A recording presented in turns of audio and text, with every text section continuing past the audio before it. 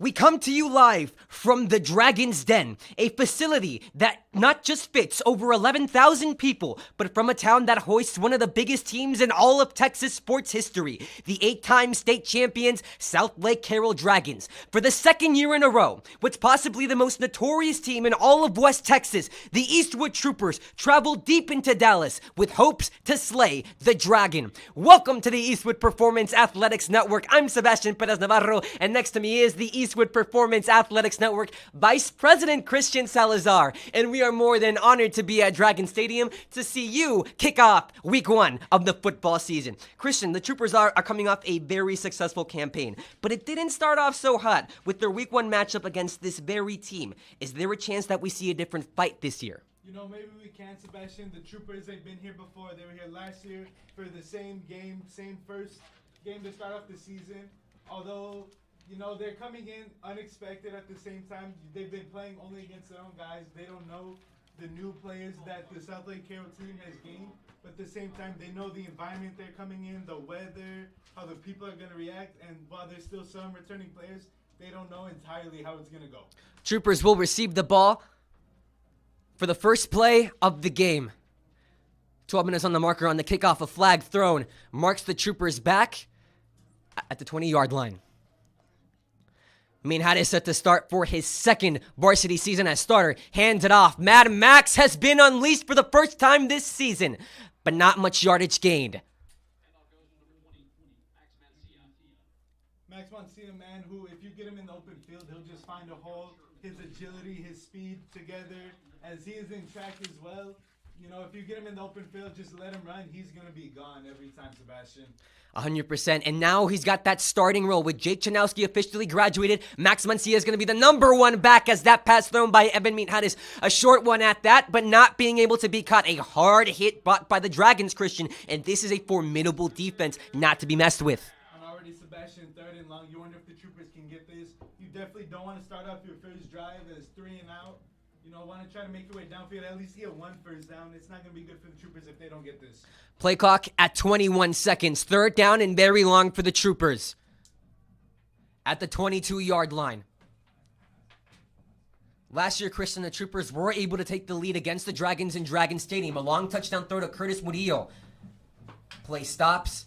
Most likely a timeout taken by Southlake.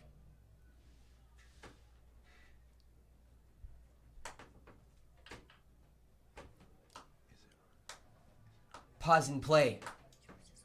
Huddling early, Christian. The Eastwood Troopers have not gotten off to the greatest start.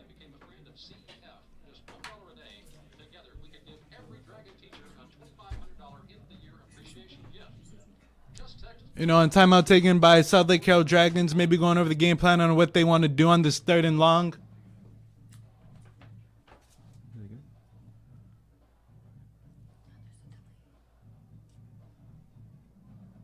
Third down and long for the Eastwood Troopers, still in the huddle. Evan Meat-Hadis coming off a very successful campaign last year.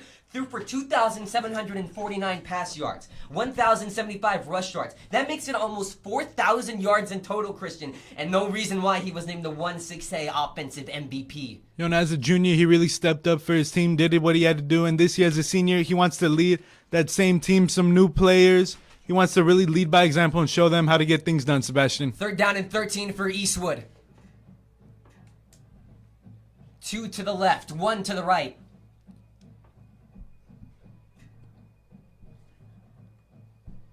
Getting set, takes the snap. Evan Meat-Hadis. The pocket is crumbling, trying to get the ball released, and the pass is intercepted. Could he come down with it? It was low. The final call, rule it incomplete. Trey Ferry was the man who almost got the interception.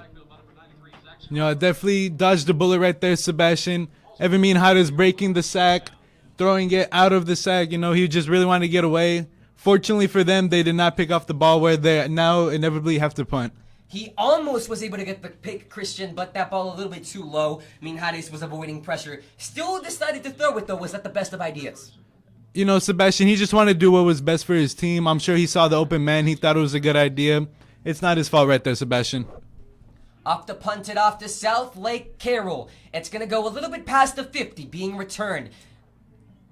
Looking for more space down the 45 to the 40, almost close to the 35-yard line. Down goes Jacob Jordan, the 3-star recruit, returning punts and doing it in style, coming for his last senior year at Southlake Carroll. He's a captain and he's already committed, Christian, to the University of Oklahoma. That was one of the biggest stiff arms I've ever seen in my life, Sebastian. Oh my gosh. And here come the Dragons, and here comes Graham Knowles, a 6'7" quarterback, Christian. The guy's big, and the guy's willing to prove it. Committed to Georgia Tech already, and he's coming off last year. He played for the Varsity, but not the entire season. He played a total of 8 games, winning 7 of 8. The loss came in the quarterfinal, the state quarterfinal being 2 games off the state championship. They send 3 to the right, hand it off right down the middle. He's going to get yardage, go almost to the first down. James Lehman gets his first handoff of this game.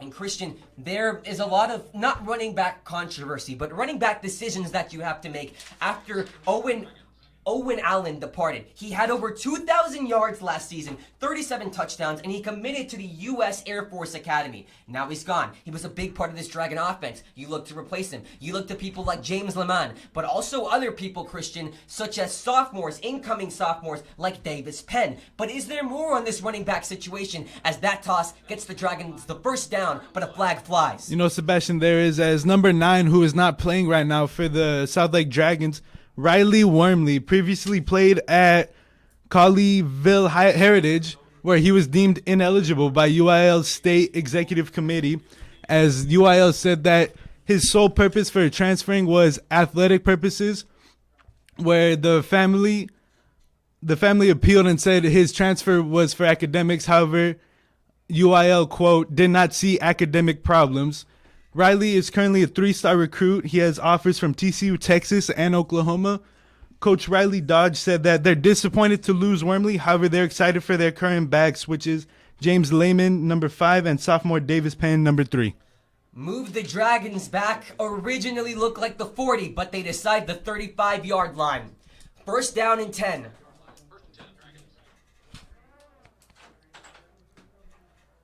Run that play clock once again. 2 to the right, 1 to the left. Takes the snap with time, looking, throws it out to the flat. That one called by Lehman. Lehman gets close to the 20-yard line, if not there. And already back-to-back first down conversions for the Carroll offense. Troopers really need to get a stop right here, as the Carroll Dragons are already in red zone range. Christian, these guys are moving the ball with ease, and no wonder why. Jacob Jordan was a big stud to that, having 1,270 yards overall, 16 touchdowns, and that was backing up their overall receivers last year, and that was having Owen Allen on your team as well. Led the team in receiving yards last year, looking to do it again this year in his senior year. Handed off right up the middle, that's Davis Penn. He's not going to get much. Gets at the 15-yard line flat.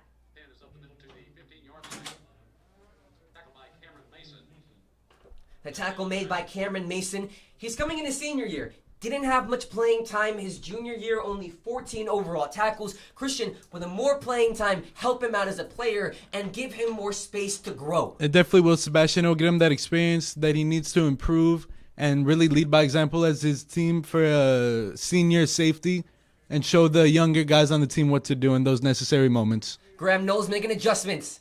Takes the snap, looking, throws it out. Lehman's got it. Down the 10, close to the 5-yard line. Gets there just in time and taken down by the Eastwood Troopers. Nathan Mendez, the one with the tackle. But the Dragons are inching in close, Christian. You know, he made a touchdown-saving tackle right there. However, you wonder if his effort is going to go to use, as already they're within the 5, Sebastian. Troopers really trying to get a stop right here. Down at the 5-yard line. Can the Dragons notch in the first points of not just the game, but season? Graham Knowles, the Georgia Tech commit, takes the snap, hands it off to Lehman. Lehman fighting for more. Is he going to get there? Pushing. Is it there? Referee holds his hands up. It is short. At about the 1-yard line, Sebastian. So close. Can the Troopers make a stand? And I'm sure right now the Dragons are just going to try to punch in and do the same thing just try to find a hole. Christian, they call it Fort Eastwood in a way. Inside jokes when it comes to Eastwood announcements. Now, Fort Eastwood comes from the day we had trailers as our classrooms. We weren't there, obviously, but past seniors were. They handed off Le Man, and he's going to lose tackles. He's going to lose yardage on the tackle. The troopers send him right back. Tackle made by number 25, Isaac Alvidrez. Good job to get the stop, make it third. You know, I'm sure even if the troopers do get a stop right here, I'm sure the Dragons, they're going to go for it on fourth down within this close. And you just made a 3-and-out for the opposing team. Now, maybe us mentioning Fort Eastwood is possibly a good luck charm throwing it out to the troopers. Fort Eastwood, the days they had trailers in as classrooms. Can the troopers now make a fort in the end zone and make sure the Dragons don't go creeping in? We'll see.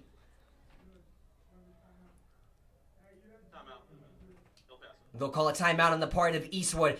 Christian, what have you seen so far from the troopers? You know, right now they're having a hard time covering the defense. They've had multiple guys get wide open and having a hard time tackling at that too. You know, it also doesn't help that the quarterback for the Dragons is 6'7". I'm sure that's not going to be an easy challenge for them to take on.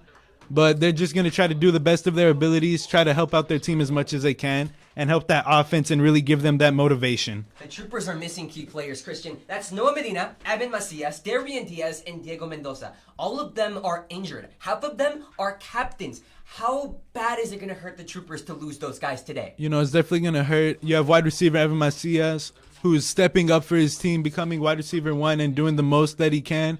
And then you have Noah Medina, D-line, who is a really big dude, and he's going to add a lot of intimidating factor for the troopers. But unfortunately, you're missing out on him right now, but you hope that the troopers can get stops.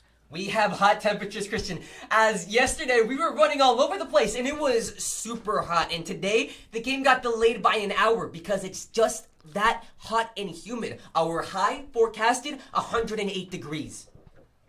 You know, and that humidity definitely doesn't help it. Make it feels like it's 120, Sebastian. Graham Knowles and the Dragons, after the loss, they're going to go for a pass, looking to the corner of the end zone, throws it out to the flat, it is caught. The Dragons score the first point. The touchdown pass complete to Caden Jackson. And already the Dragons got the touchdown. Good job on them. Troopers really need to work on covering and working on those little out routes. Caden Jackson with the reception, marked the first touchdown for the Southlake Carroll Dragons. And Caden Jackson, a little bit of a funny story with him. He was technically last year listed as a wide receiver and the quarterback. He got most, if not all, of his yards through receiving yards, 391 total yards, 2 touchdowns via receiving. Those were his total yards. And now we get to see for the first time this game, kick a field goal up and good. That is not just any kicker, but that's TCU commit and number 1 ranked kicker in the nation according to Chris Saylor, Kyle Lemmerman. Last year, he didn't get much of a chance kicking, but he's still up there. And Chris Saylor is no scout to be messed with, Christian. He's a kicking specialist and former All-American kicker and punter for the UCLA Bruins. And he set the longest field goal record in his school at 56 yards in 1997. And that stood till Kaimi Fairbairn's 60-yarder in 2015. He ranked Kyle Lemmerman as his number 1 kicker in the nation and the number 24 punter in the nation. That's for a guy who was second string, Christian. How impressive is this kid? That's definitely impressive, Sebastian. And even that kick alone, I think that one almost hit the scoreboard. Next time if they renovate the stadium, would it be a good idea to use rulers just in case to see how far a kicker can kick? I think you need a lot more than rulers, Sebastian. Eastwood Troopers set, and now, Christian, this team is not just a new look team figuratively, but literally. Yes, Sebastian, as the Troopers, they have new white uniforms, as we're going to see for their away games. They've got the white, yellow numbers, blue pants, a little bit of a difference in their away style. They're trying to come in with all the snow. Troopers going to really have to get a drive going if they want to get something started. Their uniforms remind me of watching Washington. I won't say when I was a kid because it was during the pandemic. They would come out in all white uniforms. And my dad absolutely disliked them, Christian. But in that game, they beat the undefeated Pittsburgh Steelers, your Pittsburgh Steelers. And it was quite possibly the happiest day of my life, if not the happiest day in my quarantine COVID life. Yeah, don't remind me of that season, Sebastian. The Troopers looking to re-encapsulate that magic, trying to beat a powerhouse today with their white uniforms. Even though it's not all white, it's still the top white, which is enough to bring the Washington magic.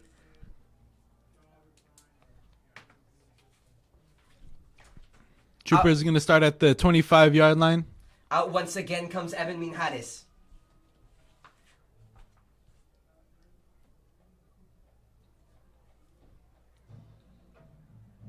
The student section, a little bit different from what we have at Eastwood, as hands it off down the middle to Max Mancia. He's not going to get much. Mad Max hasn't been able to show why he's called mad so far throughout the game, but maybe as the game develops, Christian, do they need that time to settle in?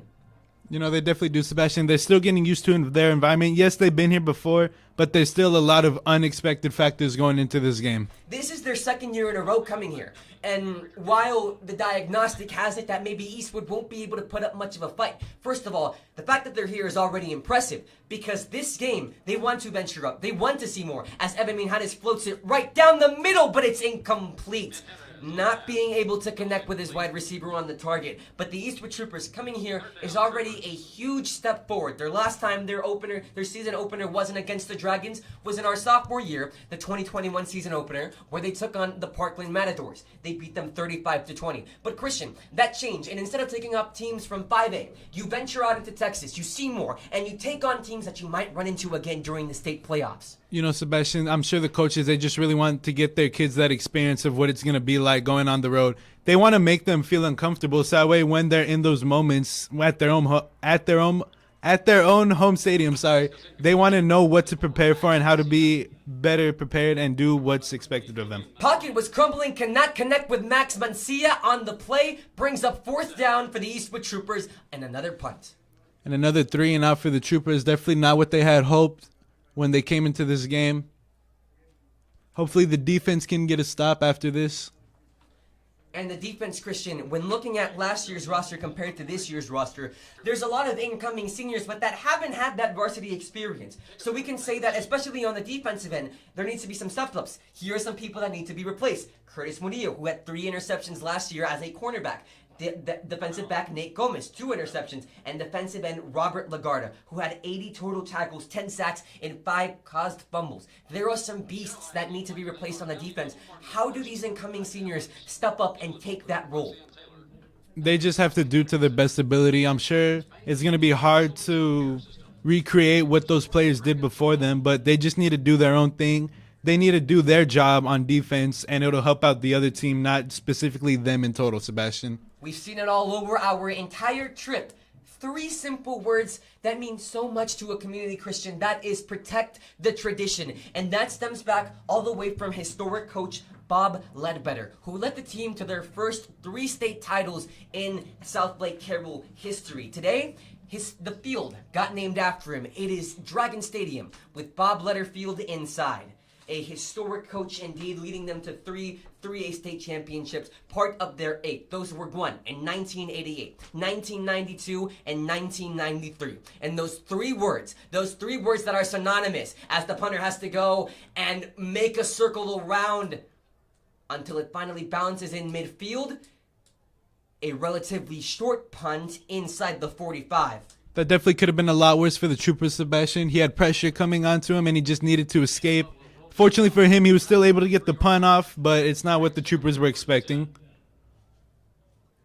Those 3 synonymous words, Christian, that we've seen all throughout the day as Brandon Gomez was struggling to get that kickoff are protect the tradition, and that came in Bob Ledbetter, his historic run with the Dragons. He was called the patriarch of Dragon football, Christian.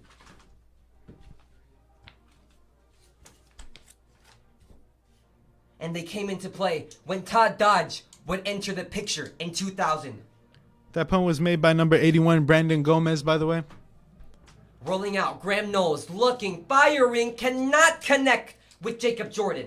Easy pass missed by Knowles to Jacob Jordan. No, Troopers were fortunate that he missed that pass. Hopefully they don't let it happen again.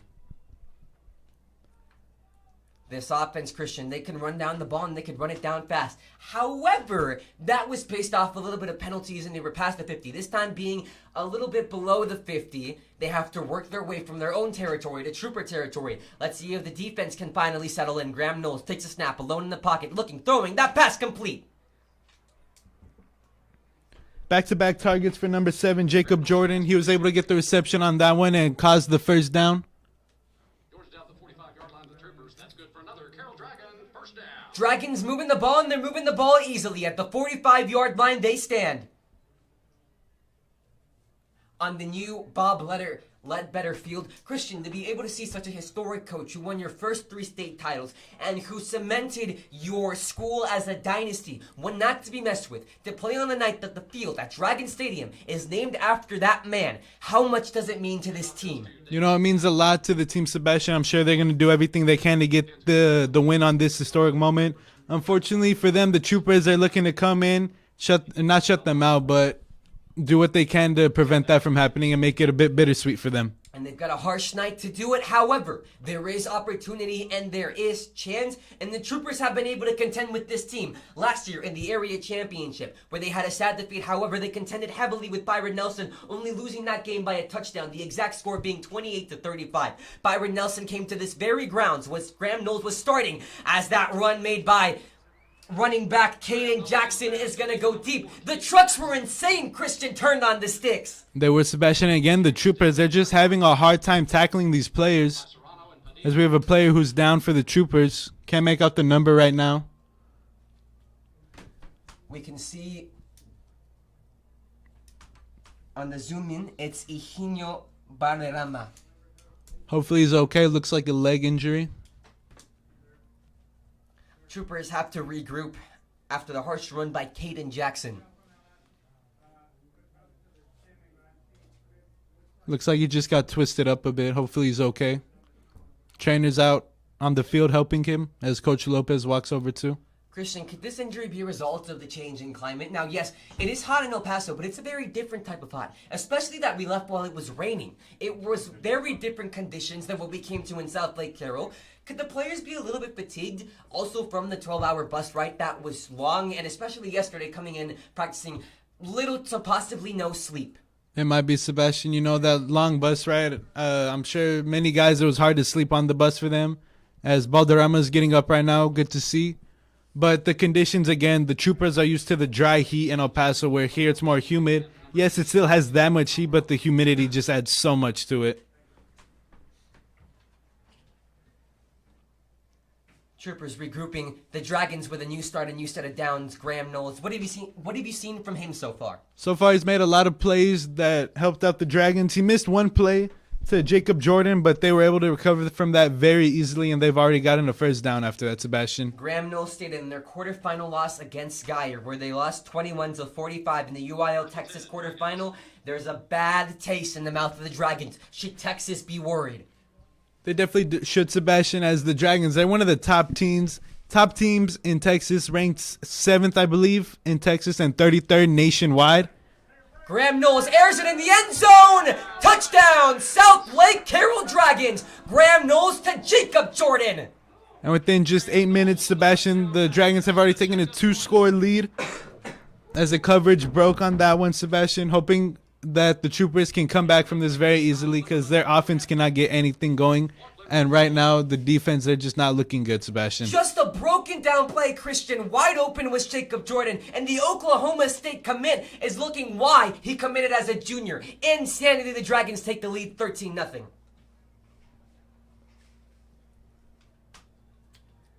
And again, Kyle Lemmerman with the kick for the extra point. TCU commit. Can he make 2 extra points back to back? And another notable thing, Sebastian, number 87, the placeholder, is actually his brother, Clark Lemmerman. Christian, will we see some brother buffoonery? And I know it's a little bit of a corny word. However, could possibly, at some stages during practice especially, will the brothers play on each other and maybe just snap a bad ball or kick one in the face? You know, a little bit of brotherly love as you are a sibling yourself? Yes, Sebastian, I'm sure they do. I'm sure they mess around a bit, but not too much because, you know, they got to keep it serious for the coaches.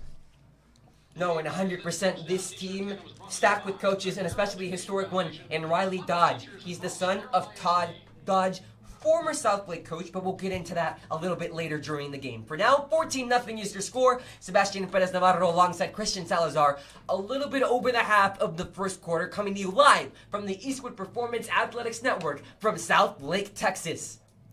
Right now, Sebastian, Troopers really need to get something going as their first 2 drives and only drives have been 3 and out. Hopefully we could see something good from them. This team can get a lot of yards and is capable of getting a lot of yards, especially Max Mancia. Last year as a backup, he got 690 rush yards, 366 receiving yards, and 12 total touchdowns, alongside with over 1,000 yards last year, again, as a backup running back. Now, the spotlight's on him, and he was zoned in before we left the hotel. Yes, he was, Sebastian. Not talking to anyone with his headphones in, really locked in, preparing for this game mentally.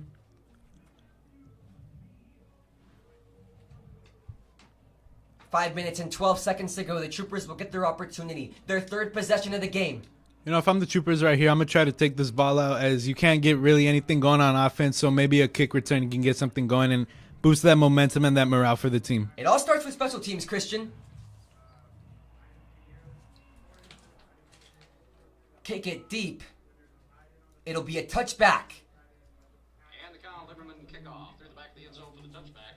Ball will come out to the 25-yard Ball will come out to the 25-yard line for the Eastwood Troopers. So far, Christian, do you think that maybe the Troopers are just not feeling quite comfortable yet and need more time to establish that residency, a new setting? And yes, they came here last year, but away games are tough because you're not in a home field that you know. You're not, especially not being able to practice at an indoor facility yesterday, not on the field. So this is really, for a lot of players, especially the ones coming up from junior varsity, this is their first time ever on this Dragon Stadium field, now called Bob Letterbetter Field. As Evan Minhadis goes down on the sack, could that be a little bit of a shock experience that you need time to settle in? I mean, I'm sure it is, Sebastian. You know, I'm sure they're a bit shaken up right now, a bit rattled, but they're just going to try to go out there, just perform, do what they do every other day for their team. You know, they practice, they work on this element so much, and hopefully it could go in their favor. Julio Lopez has been adamant about out-of-town play ever since he came in. Evan Minhadis looking, rolling, and that pass is dropped.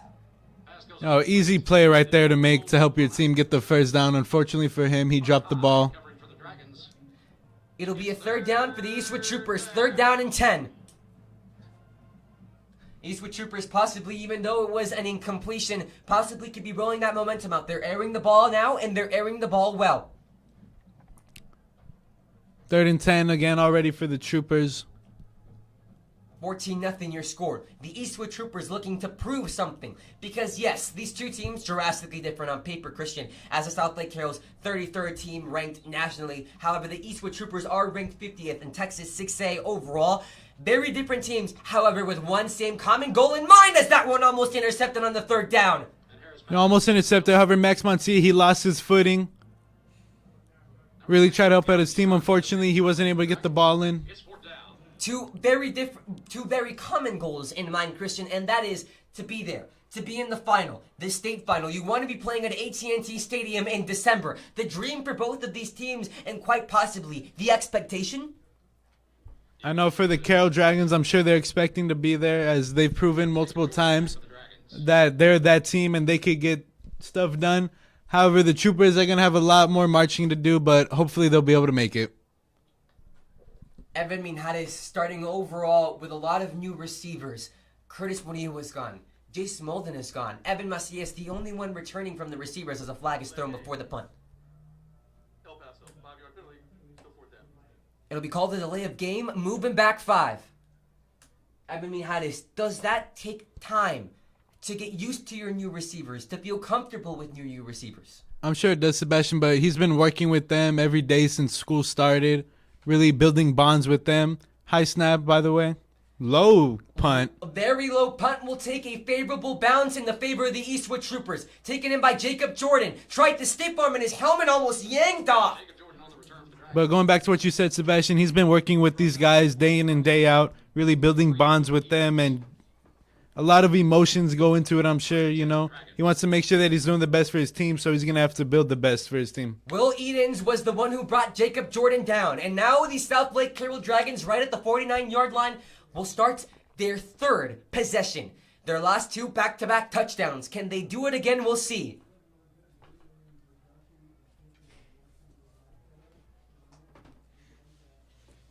One to the right, two to the left.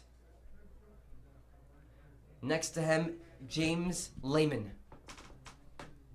Graham Knowles takes it, fakes it, looks, right out, screen pass, Jacob Jordan makes the move past the 40, the 30, past the 25, the 20. Jacob Jordan is going to go all the way. Touchdown, Southlake. Amazing job by Jacob Jordan, to find the open room, and good block on the screenplay. What turned into a little 2-yard pass turned into a touchdown from 50 yards. And Christian, 3 back-to-back drives, 3 back-to-back touchdowns for the Southlake Carroll Dragons. Kyle Lemmerman on to kick the PAT. I'm sure the coaches for the Troopers are not going to be thrilled at all, and I'm sure the players aren't going to be feeling any better. Hopefully the next drive will turn something different for them.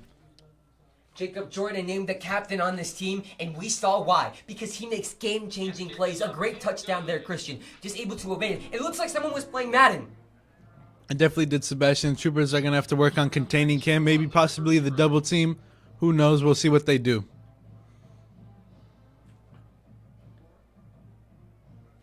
The screen pass was just set up perfectly, Christian, and able to find the gap between everyone, but also a key block made by the Southlake Carroll Dragons. Brock Boyd was the one. He's a sophomore coming in. How intimidating is it? Your first time on Varsity, we got to sit through a football team bus ride, Christian, and it was something. So we got to see a little bit of that environment. But for an incoming sophomore who was a freshman last year and was on the freshman team, how is it to be exposed to a whole new world of veterans? I'm sure he's a bit scared to go into that. It's a new environment. He's not going to be expecting most of the things. However, he's been playing football for so long that he knows what to do when it's actual game time. However, he's going to do the best of his ability to do what he can.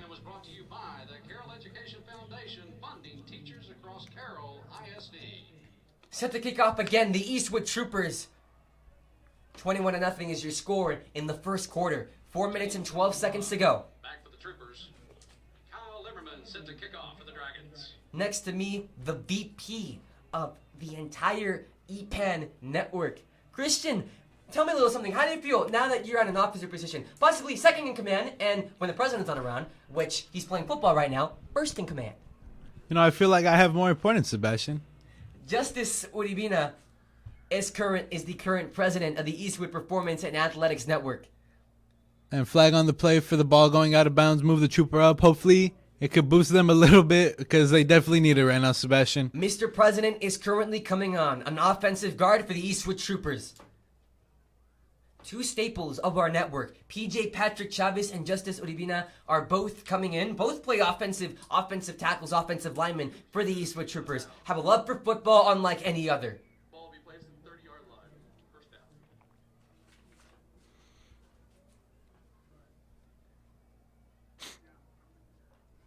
For many of these guys, their senior year. However, for some, only the beginning. Alex Sanchez, now a full-on starter on Varsity. He was there last year only as a sophomore. The toss to Max Mancia. Once again, not going to get much on the play. Gains a good 2 yards. Make it 2nd and 8. And again, Troopers can't get much yardage off plays. Fabian Penalosa. He's out to the left. He had a great year last year with junior varsity. Even had some starts and some plays, some reps with varsity last year. Hits it out to the outside of the field. It's caught close to the 40. They're going to mark him. Let's see where they give it. They're going to give him the first down. Taken out of bounds, number 13, Trey Ferry. Will they move it? It looked like for a second they did. They will not. It'll be, yes, first down. First and 10, Troopers. Definitely confusion there in the chains. But Troopers did get their first touchdown of the game. It was very close. Evan Minahana's going to move up. Going to make the moves. Loses the ball. Down at the 50. Picked up by Southlake Carroll right at midfield. Evan tried to scramble but cannot find an avenue and was stripped of possession. The Southlake Carroll Dragons will come right back. You know, just when things were looking good for the Troopers, a fumble to cause a turnover, and all that work for nothing pretty much, Sebastian, as the Dragons will take over at about the 50-yard line. Ball was recovered by Mitchell Paulson of the Dragons. And once again, here come the Beasts in green.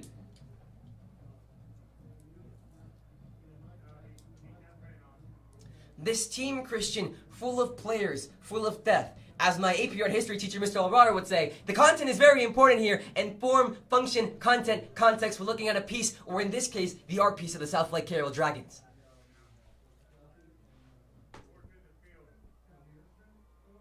Man in motion, that's Davis Penn, gonna hand it off the middle, James Lehman. James Lehman fighting for more yardage and way more than he needed for a first down at the 38-yard line. You know, I think what the Troopers need to do right here, I'm sure it's easier said than done, but since they're having a hard time tackling, you know, maybe one person wrap them up, other person try to go for a strip, get the ball out, cause a fumble, and just really turn the things around for this game. Are we at a point, Christian, where you want to start playing on the defensive end of defense? Start playing aggressively?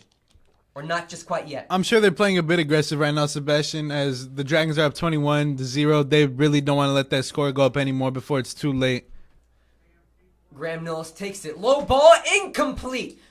Great pressure brought on by the Eastwood Troopers, and great pressure brought on by Alejandro Vasquez. His first time starting on varsity, and more than excited. I've known him since my sophomore year, Christian, and all he talks about is sports. He loves it that much, Christian. Talks at the English table, then came to talks from English 2 to English 3, and to see him on varsity, for his parents to see him on varsity too. Someone who grew up loving football, who grew up playing the game, and just talking about it so much to be here. What does it mean to a man like him? You know, it means that he just wants to do, he loves playing the sport, you know, Sebastian, and he wants to do what he can to help his team. Jacob Jordan in motion, 3 to the right, none to the left. Graham Knowles takes it, gonna hand it off right down the middle. That's James Lehman, almost a hurdle, impressive. Gets him down right at the 26-yard line. Nathan Mendez with the tackle, number 4. That could have been very bad for the Troopers again. Almost led to another touchdown as he found some open field. Lehman will stay RB1. However, we have seen some things from Davis Penn. Last year on varsity, he was a freshman, Christian, to be exposed to not just the varsity team overall as a young person coming out of middle school, but to be exposed to the Southlake Carroll Dragon varsity. And he was able to get 1 touchdown in. That's why people like Riley Dodge, as you mentioned, are so high on this kid. Pass to the outside, that one's caught. Jacob Jordan. Jacob Jordan has been putting in the work. Close to the 10-yard line. Will they mark him there? We'll see. Yes, they do. Right at the 10. Southlake Carroll moving the ball. I'm sure as Graham Knowles' go-to man, as we've seen a lot of receptions go to Jordan.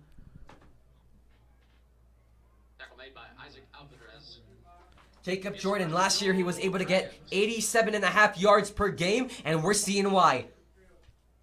Now as a senior, the official number 1 man. 2 to the right, 1 to the left. Graham Knowles at the center, hands it off. Davis Penn, the sophomore, can he get in? Yes, he can! Dragons go 4 for 4. Touchdown, Southlake! You know, and things already aren't looking too good for the Troopers as we haven't even left the first quarter, Sebastian. You wonder what could happen throughout the rest of this game. 27-0 is your score. Close to the end of the first quarter. With 1 minute and 17 seconds remaining, Kyle Lemmerman has a chance to go 4 for 4 on field goals tonight.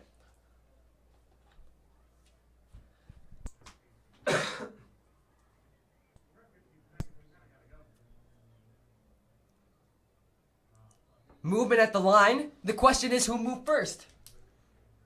Now, I can't really see who moves Sebastian, but I'm sure it's not going to matter as it is a TCU commit. Now, Christian.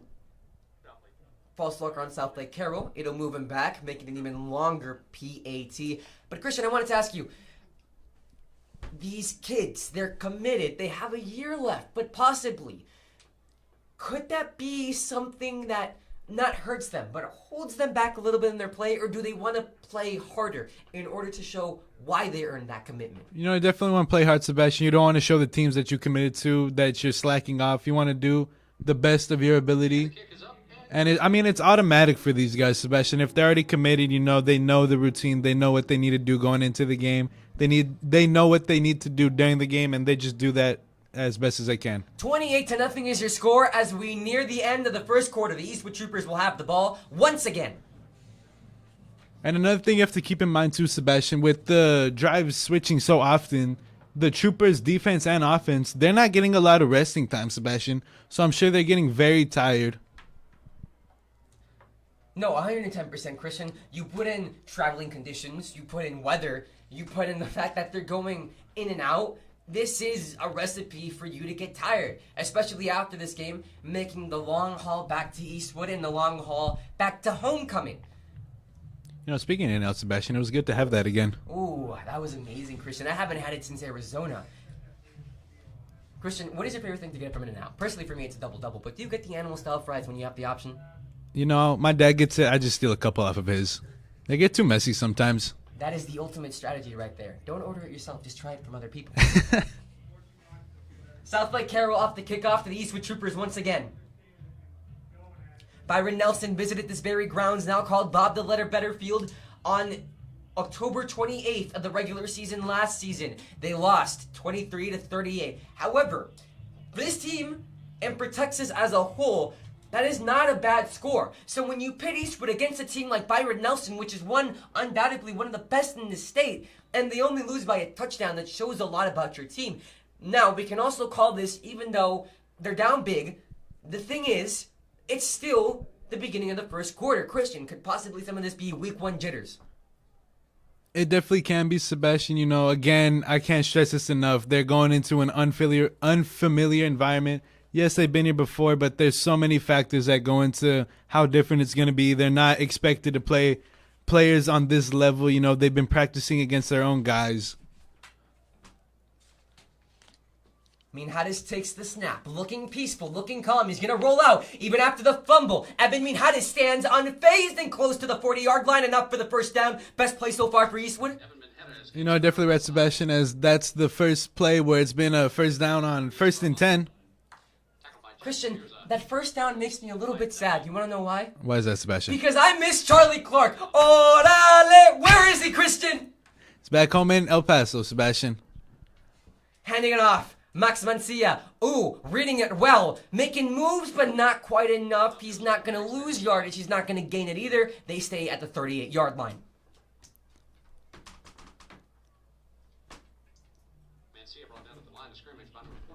Second down and 10 so far.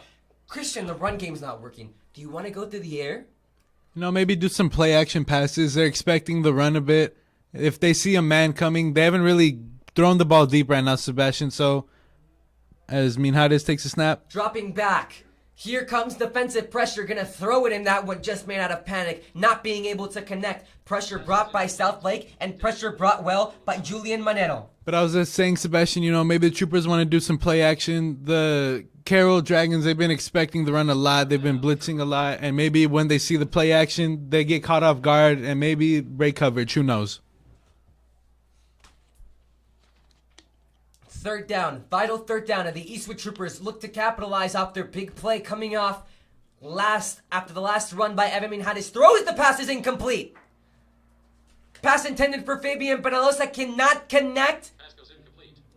Broken up by Bridger Gents, senior linebacker for the Dragons. But the Troopers are staying on, and so is Evan Minhadis. With 12 seconds left in the first quarter, down 28-0. Could the Troopers change the tide and maybe gain this first down? We'll see.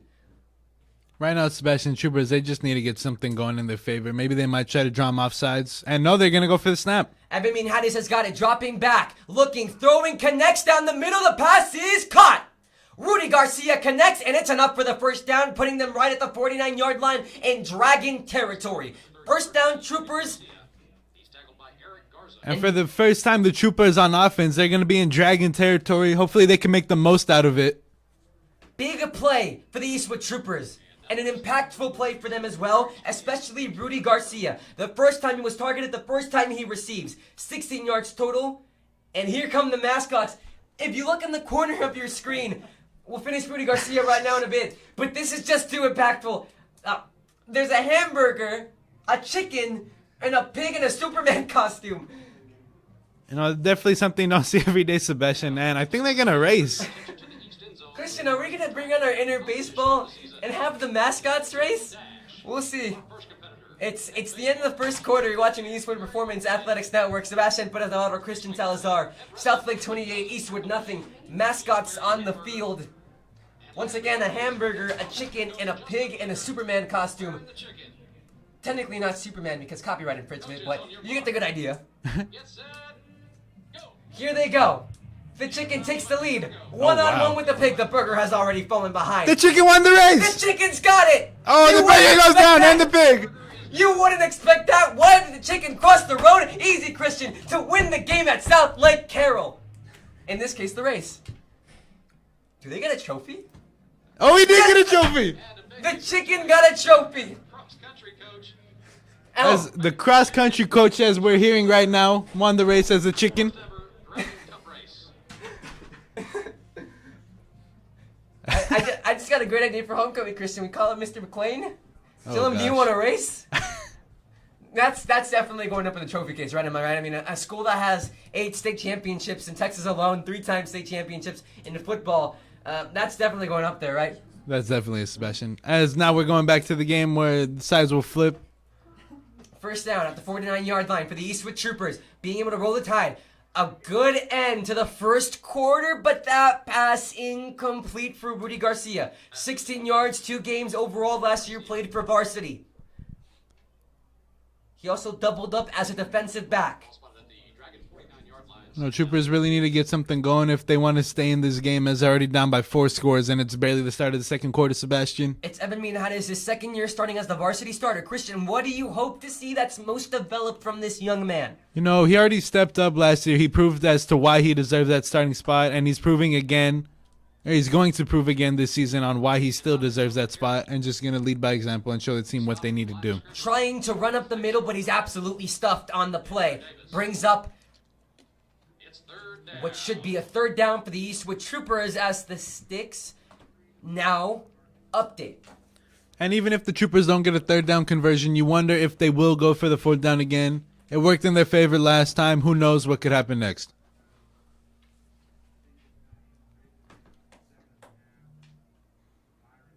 Third down and 10. Evan Minhades takes the snap alone in the pocket. Here comes the pressure. Dustin Mark brought it, able to get it off past the 40. Got it off for the first down. Now fighting towards the 30. And an impactful and successful play for the Eastwood Troopers takes them more into Dragon territory. Deep downfield, the pass connected and would look like it wouldn't. By Sam Fuller. You know, right there, the Troopers, they showed a good job to get the sticks down. That's what they need to keep on doing, Sebastian. You know, just throwing little 8, 10-yard plays. Just try to get little drives going to help build that momentum up and boost your team. Minhades in the scramble, able to gain medium yardage, got past the 30, what he needed. Now looking for more. Right at the 28-yard line, second down, the Troopers moving the ball and they're moving fiercely. 3 to the right, 1 to the left. They're going to go fast. Minhades is running. Once again, this has proven the successful formula. Flag flies on the field. Minhades on the carry, flag on the play. As of right now, it would be at the 19-yard line. We have yet to check the penalty. Troopers trying to play hurry up a bit, trying to go down the field. Legal substitution on the defense. That penalty's declined. Goes on the Dragons, Christian. Move them chains. It'll be a legal substitution. The Troopers decline, keeping the same yards that they got off the play. See, you get the hype from me and the seriousness and the and the peacefulness from Christian Salazar. Communication going on between Minhades and Coach Julio Lopez. This has been the closest that the Troopers have gotten. See if they can capitalize. Minhades takes the ball. He's going to toss it right over. Max Mancia gets an opening and he's hit hard. Was he able to get to the first down? It does not look like it, but he's very, very close. 3 yards out from it, if not 4. Looks like you got about 8 yards on the play. Second down. No, about making it second and third, sorry. They're going to mark him right at the middle, Christian, at the 13. Right now, if I'm the Dragons, I'm expecting a run by Minhades. And a little throw to Rudy Garcia. Rudy Garcia trying to find space, does not get close, gains 2 at the 11-yard. It's 9 minutes, 39 seconds. They have all the time in the world, but not all the downs in the world. Third down and short. Christian, if you make it to fourth down, do you go for it or do you kick the field goal? You definitely do, Sebastian. You have to go for it. You have to shorten this lead as much as possible. And a field goal, it's not going to get that same momentum as that boosting as a touchdown would. Minhades takes it, going to run up the middle, and nothing is there for him, but he only needed a little, and he gets the first down. Hadis gets the needed first down at the 9-yard line. That's the only thing that's really been clicking, Christian. That quarterback run. That quarterback run that Evan Hadis is synonymous with. Having 1,075 rush yards, but most notably, especially in the red zone, 13 rush yards. 13 rushing touchdowns, but he's going to throw it out to the flat. The pass is completed and into the end zone. Rudy Garcia, somebody say Eastwood, touchdown. And right there, that could be just what the Troopers needed, Sebastian. Get the momentum going, boost up the team. You know, I'm sure the guys are getting hyped right now, and I'm sure the coaches are just loving it right now. But hopefully the defense can produce the same as the offense did on this drive. A good play, a good step up, a good series for the Eastwood Troopers gets them on the board. 28-6 is your score.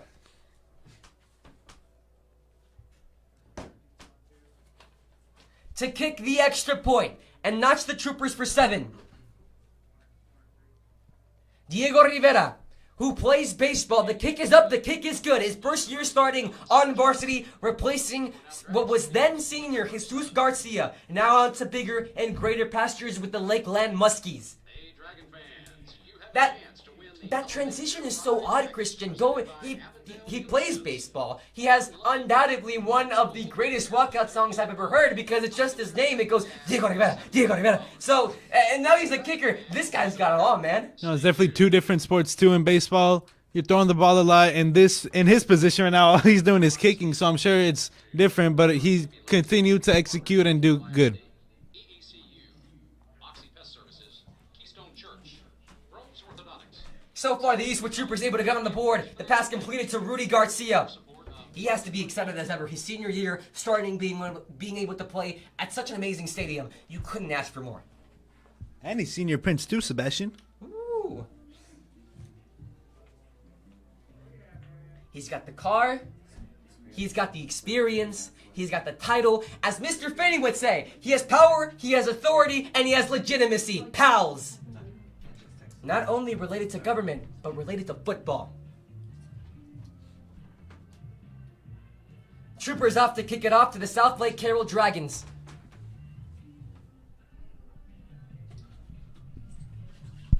Diego Rivera set to kick off for the Troopers. How does this change the tide for the Troopers, Christian? Now they have points on the board. You know, they're just trying to get their momentum going, Sebastian. Do whatever they can, do as best as possible, and just do their jobs. And right now, on this past offensive drive, they did it good, as it's a short kick, and it will go out of bounds. No, it will not. Oh, did it? Ooh!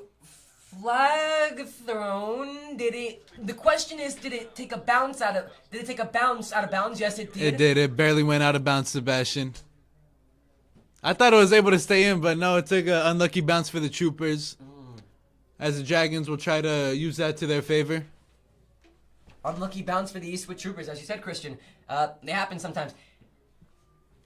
The Southlake Carroll Dragons will be put in good field position to start, right at the 30. 5 yards more than a touchback. And this is the furthest that the Dragons have been pinned back. Do you wonder if the Troopers are going to use that to their ability and try to keep them back?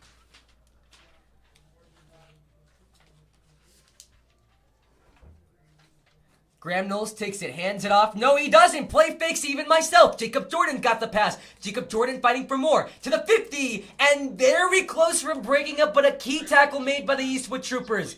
Taking him down is Cameron Mason. Cross midfield to the Trooper.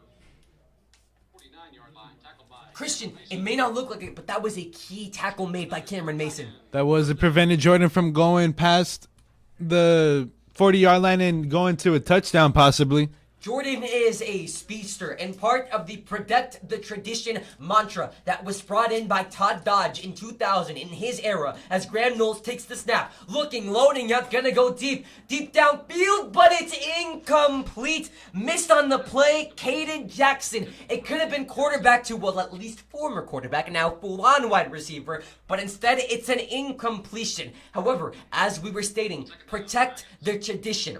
3 words that live with the Southlake Carroll Dragons and that is synonymous with Coach Todd Dodge, who led them to 4 state championships in 2002, 2004, 2005, and 2006. During that era, they were named 3-time national champions, all in 2002, 2004, and 2005. No, and right there, Sebastian Graham Knowles, although it was overthrown, he's showing off the arm strength. Handing it off, Graham Knowles is going to take it. He's going to run with it. Making moves, sliding tackles, and gets it all the way down past the 30-yard line. Great play made by Graham Knowles. And first QB draw I think we've seen all day from Knowles, and he made the most of it for sure, Sebastian, gaining at least 30 yards. For another Carroll Dragon first down. The three-time national champions in 04, 05, and 06 under Todd Dodge, he brought back the mantra, protect the tradition. Because it wasn't all butterflies and sunshine after Bedletter left. The Dragons did struggle a little bit. However, in 2002, they became the first ever team to move classes from 4A to 5A and to win the championship that season. The Dragons have history that will live forever with one man, Todd Dodge, and now carrying on that legacy is Riley Dodge, his son.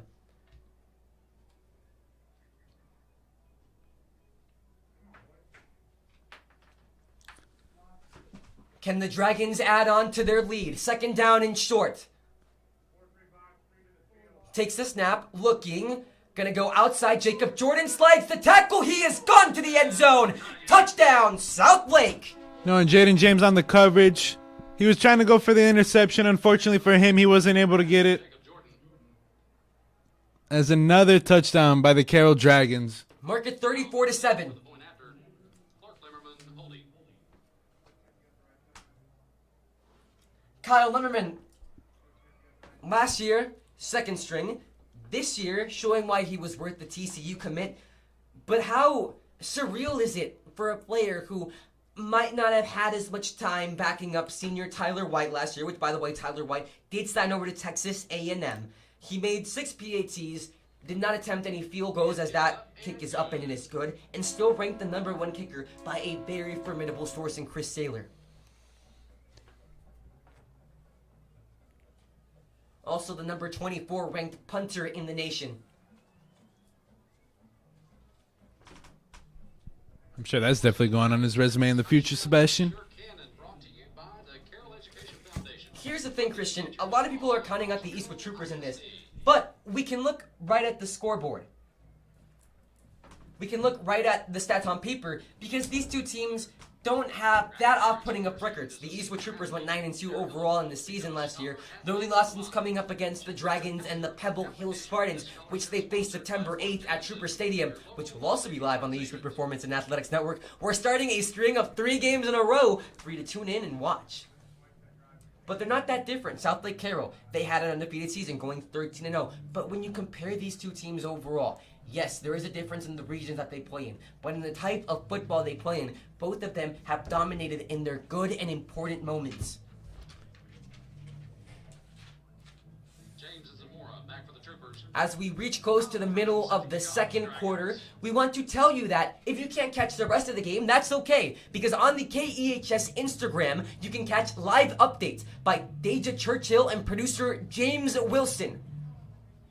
Live reports, live updates with a news package coming soon on the KEHS Film and Broadcast YouTube channel. And again, the Troopers will not take the ball out as they will elect to have the touchback and get at the 25. And the Kyle Limmerman kickoff. They're coming off a touchdown, Christian, but Southlake Carroll scored. How are they feeling so far? You know, I'm sure it's not going to feel too good for them. However, if they just keep on doing what they did on that last drive, it'll go in their favor, and they just need to execute and do their jobs as an offense. One thing, Christian, is we talked about the rough conditions. However, the Eastwood Troopers are used to this. They're coming off their 9th Midnight Madness football practice. That took place August 7th, right at 12 a.m. And as Julio Lopez said in an interview while he was being interviewed, it's gotten harder as now we're on a year-round schedule. Last time ever for the seniors, it has gotten harder for the Eastwood Troopers to do Midnight Madness because the morning after, everybody has to come back to school. Pass complete to Max Mancia. Definitely wasn't easy for me to get up that morning. I'll tell you that, Sebastian. How was it, Christian? I want a detailed description. You know, it was really good, Sebastian. You know, it got the Troopers their first practice and really prepared them for what they needed throughout the rest of the season. I mean, Hadis loading up, looking, throwing deep downfield. The pass is almost intercepted once again. A little bit overthrown for his intended target. On the dangerous coverage was Sam Fuller. No, first deep pass we've really seen from the Troopers. Almost intercepted. We hope we don't see that again.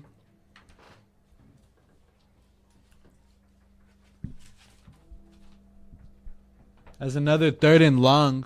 Ramon Laguana lining up to the right. He's a speedster, Christian. He qualified for the 6A regional track meet last school year. Evan Minhadis rolling out, looking for options. He's gonna run for it, down to the 30, the 35, the 40. Evan Minhadis has more than enough for the first down. First down, Troopers. Definitely good carry by Minhadis right there. Find the open room, escape tackles, and continue to keep this drive alive for the Troopers and get the first down. Christian, everybody's celebrating, but I'm wondering where Charlie Clark's at. Where is he, Christian? Where is he? He'll be back soon, Sebastian. Don't worry. Minhadis got the first down right at the 39-yard line, close to the 40. Fake it, looking, throwing, short passes incomplete. Tight coverage by Marcus Browse of the Southlake Carroll Dragons. 6-19, 35-7 is your score. You're watching the Eastwood Performance Athletics Network. The broadcast presented by EPAN and KEHS. Sebastian Perez Navarro, the VP, right next to me.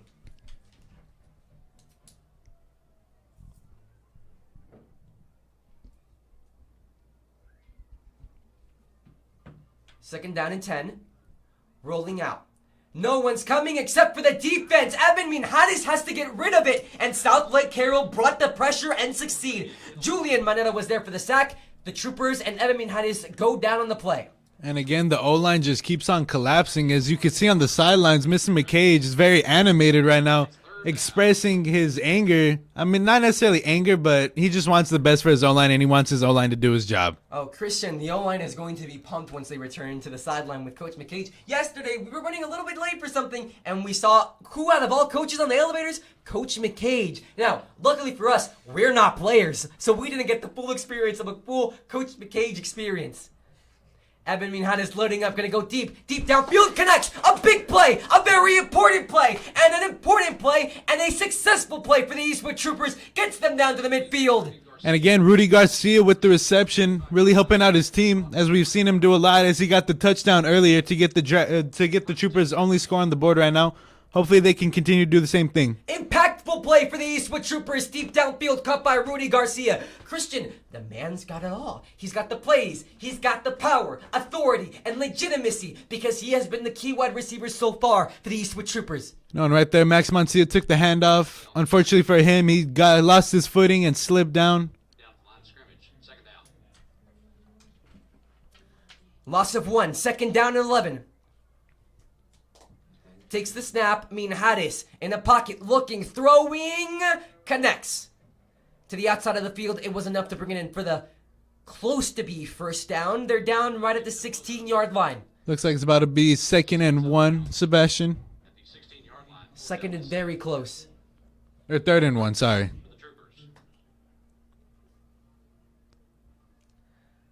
Minhadis takes the snap. He's going to run with it. Gets good yardage, enough for the first down. Dragons definitely expecting it. Unfortunately for them, they weren't able to cover it. And the Troopers get the first down, as now it'll be 1st and 10 within the red zone. This is a vital moment for the Troopers, Christian. Down 35-7. However, you have a chance to cause some chaos in the second half of the second quarter. And right now, Joseph Cox comes in to take the snap. The backup for Evan Minhadis, Darian Diaz is out with a dislocated shoulder. He hopes to be back for the Pebble Hills game, if not homecoming game, which is sooner, which is next week. But here comes backup Joseph Cox. Could we see a run play? No, he'll hand it off right down the middle. Max Mancia, Mad Max, now he's getting angry. Mad Max pushing forward. Mad Max is zoned in, more than enough. Max Mancia with the Lots helmet. He will have to come out for one play based off rules. And Evan Minhadis will come back in, so I'm sure the Dragons are going to expect a run from him again.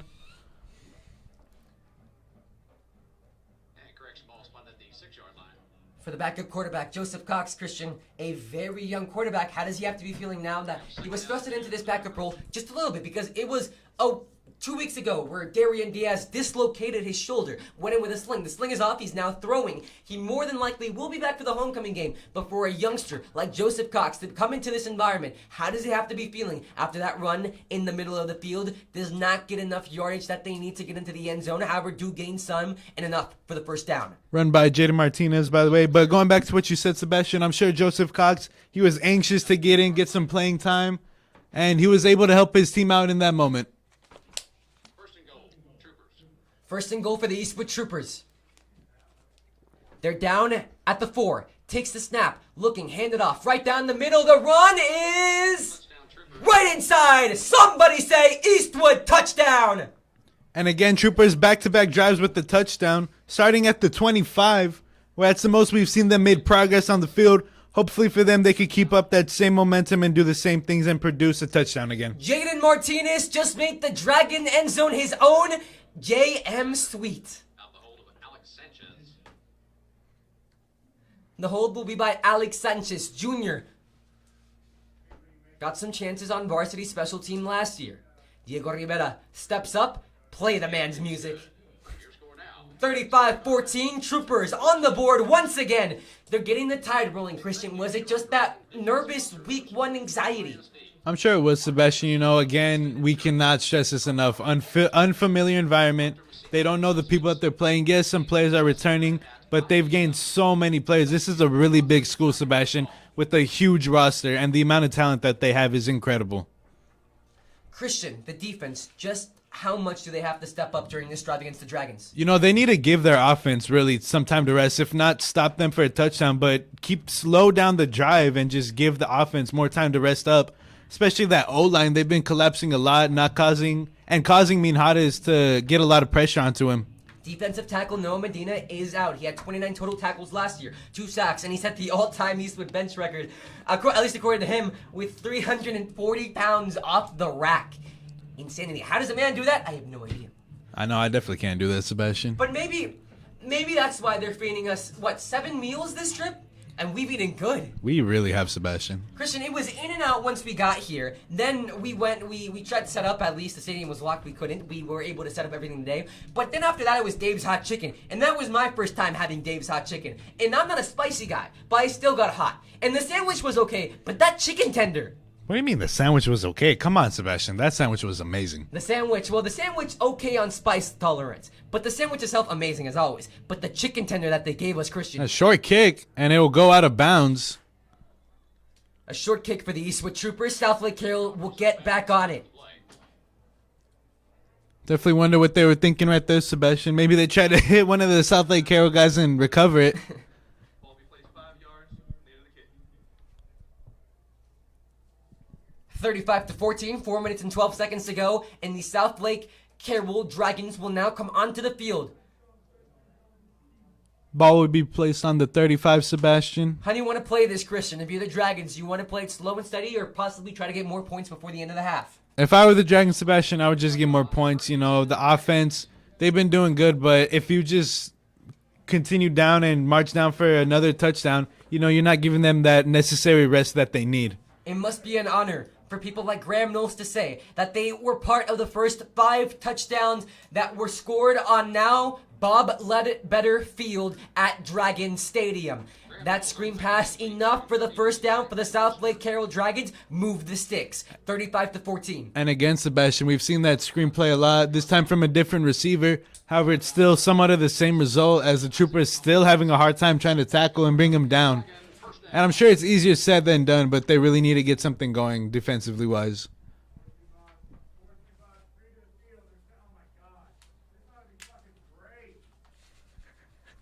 At the 48, first down and 10.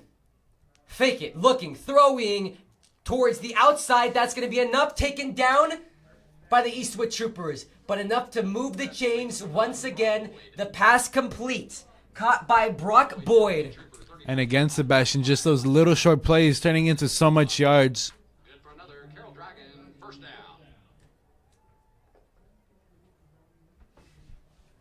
Brock Boyd now moves towards the left of your screen.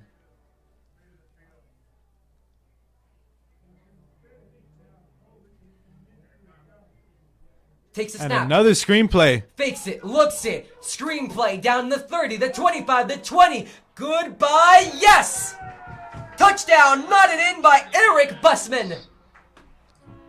Get on the bus, see where it takes you. It's the end zone. Touchdown, Dragons. On the touchdown pass to Eric. And again, Sebastian, the Trooper defense just not getting anything going positive. And, you know, they're not giving their offense that necessary rest that they need so desperately. Kyle Limmerman for the point after. Clark Limmerman. And I'm sure the defense is tired, but you really have to just get something on, Sebastian. Dragons able to move the ball into the end zone in less than a minute. Kyle Limmerman on to kick the PAT to make it 42-14.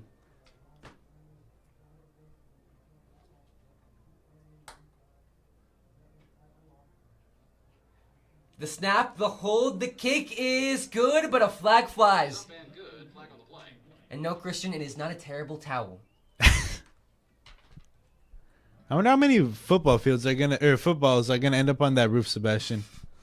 Christian, if you want at the end, we could go and try to collect them all and take them home as souvenirs. What do you got in the bag? Oh, nothing. It's all good. For the kick, personal foul, 22 on the defense, leaping. 15-yard penalty will be assessed on the kickoff. It'll be a penalty for the Troopers enforced on the kickoff, 15 yards. Carroll Education Foundation. Funding teachers across Carroll ISD. 41-14, you're watching live on the Eastwood Performance and Athletics Network. Sebastian Perez Navarro alongside Christian Salazar. The Southlake Carroll Dragons getting set for the halftime show. For the Troopers, they look to do a lot with these 3 minutes and 25 seconds. They've had good drives, 2 back-to-back touchdowns. They look to do it again. What's been clicking for the Troopers, Christian? You know, they've been doing a lot of good things with the quarterback draw with Evan Minjares, and Rudy Garcia's been really stepping up to help his team out, Sebastian. And it's just those little plays, those little short passes that can get so many yards that help out the team so much. Troopers.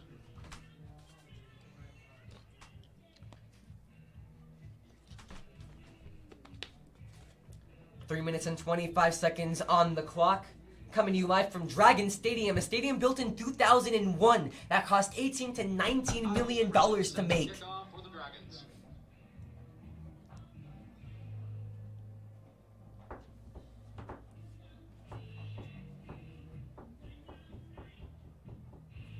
I'm sure the Dragons are going to try to go for a short squib kick here.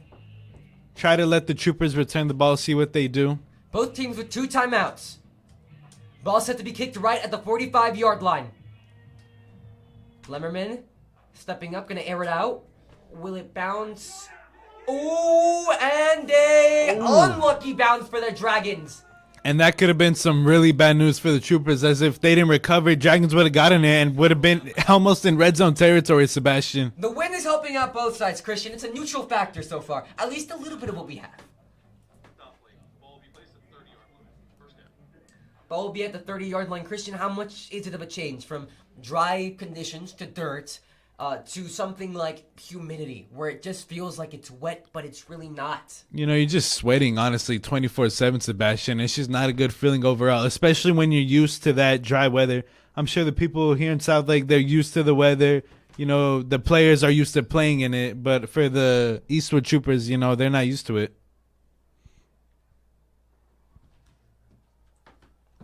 Minjares stands alone in the pocket. 2 to the right, 2 to the left.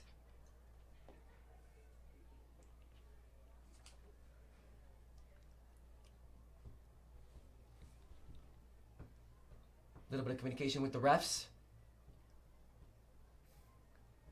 Looks to be a missed dispute. Lopez is talking directly to one of the side judges. Don't really know what's going on right now, Sebastian.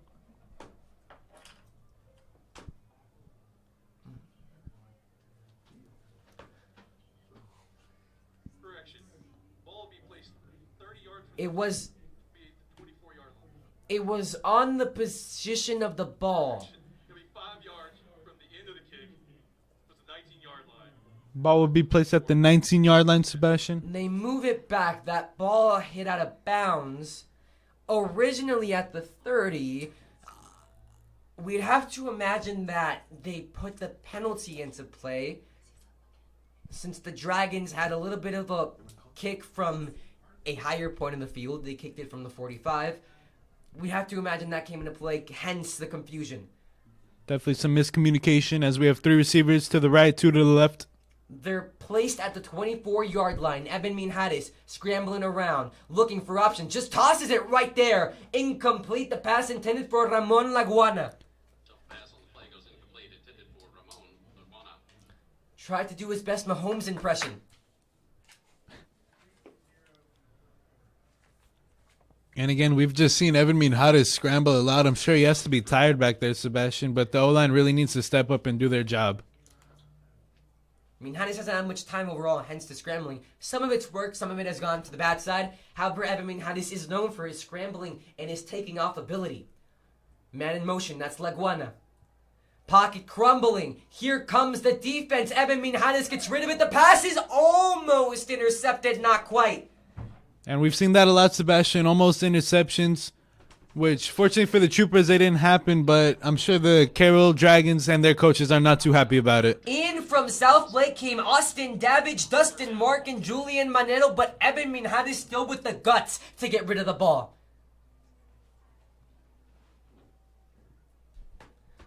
And again, another 3rd and 10. Troopers looking for something to get going.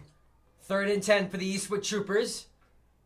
Remain at the 24-yard line. Finds a hole, finds a gap. Can he get enough? Taken down? No, not quite. Jumps back and up and gets to the 35-yard line. Trooper, first down.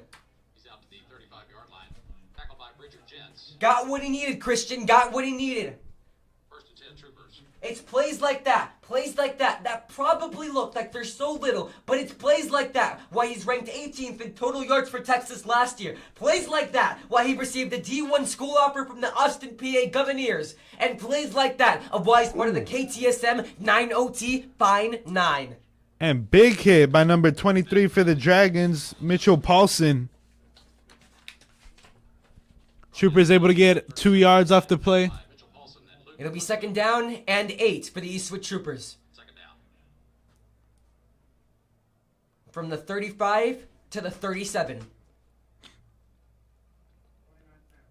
Southlake Carroll bringing in a tight defensive formation. Minhares, he's got all the time in the world. Airs it out deep downfield to Alex Sanchez. The pass is completed. The pass is completed and caught. A huge yardage for the Eastwood Troopers. Not complete to Alex Sanchez, but instead able to find deep downfield his own receiver to get it past downfield. Check the replay. It's Rudy Garcia.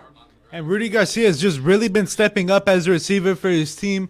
Minhares, a bit relying on him right now, is he's the only receiver to get something going for his team. Fortunately, or hopefully for the Troopers, they can combine other receivers and get them going too. Give Prince Garcia his crown because he has shown that he is worthy of the throne. Clock running down with just under 2 minutes to go, Sebastian. You wonder if the Troopers can get another score right here. This is what you practice most, Christian. The 2-minute drill. Hand it off right down the middle. Mad Max trying to find an open lane. Has none. And C on the carry around the left side. Not letting him get away and bolt past the left side. The Southlake Carroll Dragons looking to protect their fortress, their den. The Eastwood Troopers looking to invade and slay the beast. With 1 minute and 13 seconds remaining, a little bit over a minute in the first half, the second quarter, the Troopers look to make it a 21-point game by getting 21 points and biting in to that Dragon lead.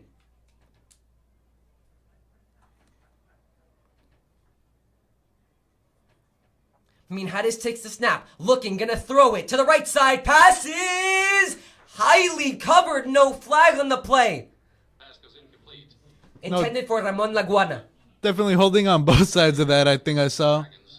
But neither of them were able to come up with the ball. Move it to 3rd down and 8, Christian. This is 4th down territory.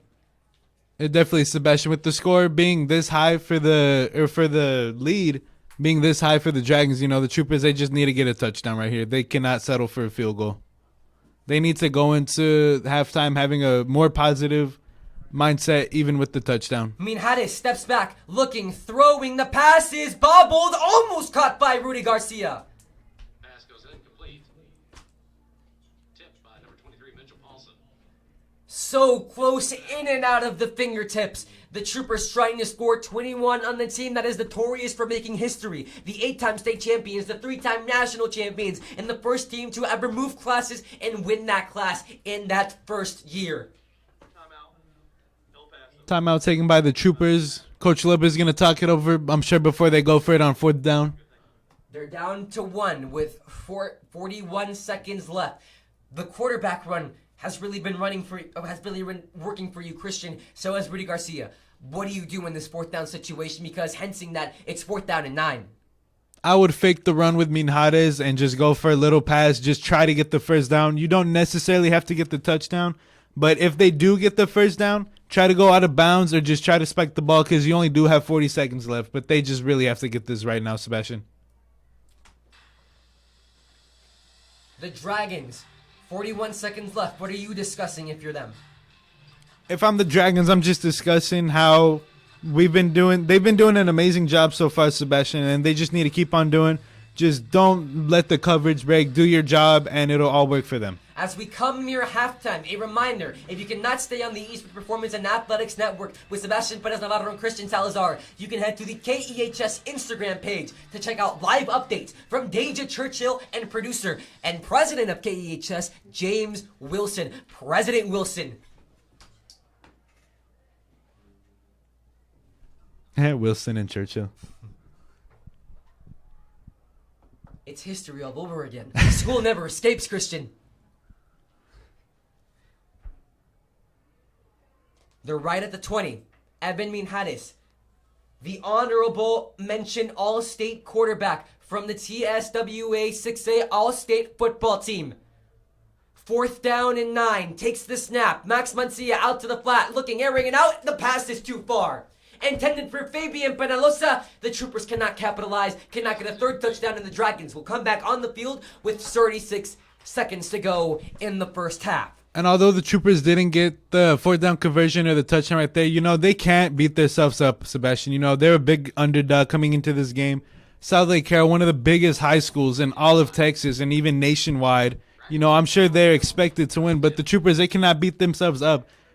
Coming into this game, they just have to do everything right. But, I'm sure it's harder said than done, but hopefully they could get it done. Last year, Minjares threw 2 interceptions in his time over here. This time, no interceptions, only the strip sack.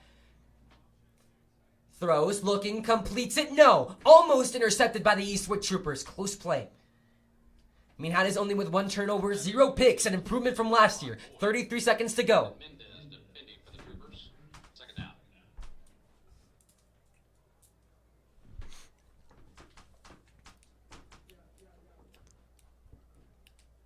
Right now the Troopers, they just need to get a stop. They don't necessarily need a turnover because I think it's a bit too little time. They just need to contain the receivers and contain the running backs. Takes the snap, looking, throws it, completes it to Caden Jackson. Looking for more yardage. Past the 30, more than enough for the first down. Another thing to keep in mind, the Dragons, they still have 2 timeouts left, so they could use that in their favor. Try to get one more touchdown before the quarter ends. Good for another. Carroll Dragon, 1st down. We are seeing 2 main guys, Jacob Jordan, Caden Jackson, carrying the load as receivers for Graham Knowles. Taking his time, looking, Caden Jackson once again, spinning, moving, close to the first down. Is it enough? Yes, it is. Timeout taken by Southlake Carroll. Try to stop the clock, get another touchdown with 20 seconds left on the clock. Isaac Alvarez and Noah Padilla. Last year, 41 receptions. Christian, is it a bold statement to make that he's going to have more this year? Maybe you can, Sebastian. They've been utilizing him a lot, so they're going to continue probably throughout this season, and he's just going to try to do the best of his ability to perform and help out his team. You have 20 seconds remaining. Christian, what is Southlake possibly planning here? Play it light, you have 1 timeout, the Troopers have 0, or do you want to air it out? Try to make a larger lead before you get into halftime. If I'm the Dragons, I would just throw it deep, quite frankly. I'm sure the Troopers, their defense has not been playing the greatest, and it's a bit of the unexpected as they've just been throwing a lot of screen plays, Sebastian, and getting yards off that. James Lehman in the backfield, 2 to the right, 2 to the left. Troopers with a deep defensive formation. takes the snap with time, throws it out to the flat. Lehman's got it, making his moves past the 50, gonna be taken down. Not enough for the first down. Gets it down to the 47-yard line. And the clock's going to continue to running. Coach Riley Dodge telling them to spike the ball. They want him to hurry. Christian Dodge wants to protect their tradition and play to the final second. And exactly at 1 second, Graham Knowles able to spike it, and they'll have one more play. No, they still have one timeout left, too. You wonder why they didn't use it. Try to keep the time up. Some discussion going on between the officials and Coach Julio Lopez. Do you possibly want to take that timeout now since you had to spike it up in a hurry? Maybe have some more time to talk it over, deeming that there's only 1 second left? Or would you just save it, put it in your back pocket? As that one will be a first down for the Southlake Carroll Dragons. Coaches on the Eastwood side a bit confused about what just happened. Ball spotted at the 46-yard line. It's confusion from everybody's aspect, including the coaches who are right next to us.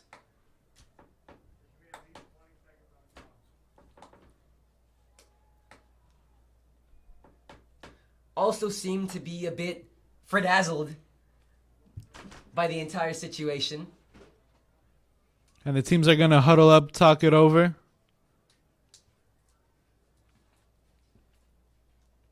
This team in the Southlake Carroll Dragons went undefeated last year, not just in the regular season, but against all district opponents. They're showing why here tonight. For the Eastwood Troopers, they're no stranger to out-of-town games. Their most notable one coming in 2019, where they went ahead and faced Plano, Texas at the Star, also known as a training facility for the Dallas Cowboys, a place where numerous UIL state games go down in, and a place where the now deceased former football league, the AAF, was supposed to have their final. A great place in Texas. And they went and played there. The score was 28-43. They gave Plano a fight. They went down in the end, but ultimately that game has a huge story behind it. After the tragedy that happened August 3rd of 2019 at El Paso, Texas, the originally scheduled game at Plano was canceled for safety reasons. But then the Dallas Cowboys came in and they gave a lending hand, and they allowed the Troopers in Plano to play the game at the Star. As there's still a lot of confusion going on the field, Sebastian, with the coaches, mainly on the Carroll side, as players on the Carroll side are trying to get their student section hyped up. 10 seconds back on the game clock. And they're adding 10 seconds on the game clock, They're Sebastian. Possibly because it looked like Caden Jackson wasn't completely out of bounds there. So more than likely it's going to be that. You know, because when he first initially went down, Sebastian, they said to keep the clock going, but I think that's what Coach Julio Lopez is complaining about. Possibly. It looked like he was out of bounds. Now the question is, does adding more time to the clock help your team, as in Coach Lopez's case, or does it help the opposition, as in the Dragons? It definitely helps the Dragons, Sebastian. Even if the Troopers get a stop, they only have 10 seconds. There's nothing they can really do. While the Dragons, they still have one timeout. They could throw a little pass about 10 yards, call a timeout, and then even potentially go for a field goal, Sebastian, and just get that score for them up even more. Whistle has yet to be blown in this whole situation. And now we start once again. And what's been a confusing end to the first half. Looks, throws, completes it. This one out of bounds definitively. Definitely, Sebastian. Pass to Jacob Jordan. At about the 40-yard line. First team, all district, first team, all area man, and has been a big factor in why the Dragons have been leading so far. They bring on Kyle Lemmerman, the TCU commit. Time to show why he's number one. And 5 seconds left, still the one timeout. They're going for a field goal, Sebastian. This will be a 45-yard field goal if it's good. You know, watch the fake, too, maybe. Who knows what could happen. And timeout taken by the Dragons. Running out. Is this the situation that you want to be in? Do you want to have your kicker kicking a 45-yard field goal? There's no win. It's just really hot currently. The temperature stands at 97 degrees. We're below 100 officially, which is sigh of relief there for all of us. But do you want your kicker, especially in the high school level, kicking a 45-yard field goal, or do you prefer to go on the offensive side? You know, if he's a TCU commit, Sebastian, I would put a lot of trust into him. TCU went to the national finals against Georgia. While the result was less than positive to look at. It's still history for a school like Texas Christian University. A big accomplishment for not just the school, but for the state of Texas. In a school that many are honored to call themselves the Horned Frog. And kicker Kyle Lemmerman will stay out. And it looks like they are going to kick the field goal, Sebastian. Or at least it looks like they are. Well, here we go. The ball is spotted right at the 38-yard line. 45 from here. Kyle Lemmerman, ranked number 1 in all of the nation, according to Chris Saylor. One of the best to do it in college. The Troopers come in. The kick is up. The kick is no good. Will be returned by Eastwood. And takes a knee is Jaden James. That marks the end of the first half. The Dragons 42, the Troopers 14. You're watching the Eastwood Performance and Athletics Network live. Don't go anywhere. The second half coming up next.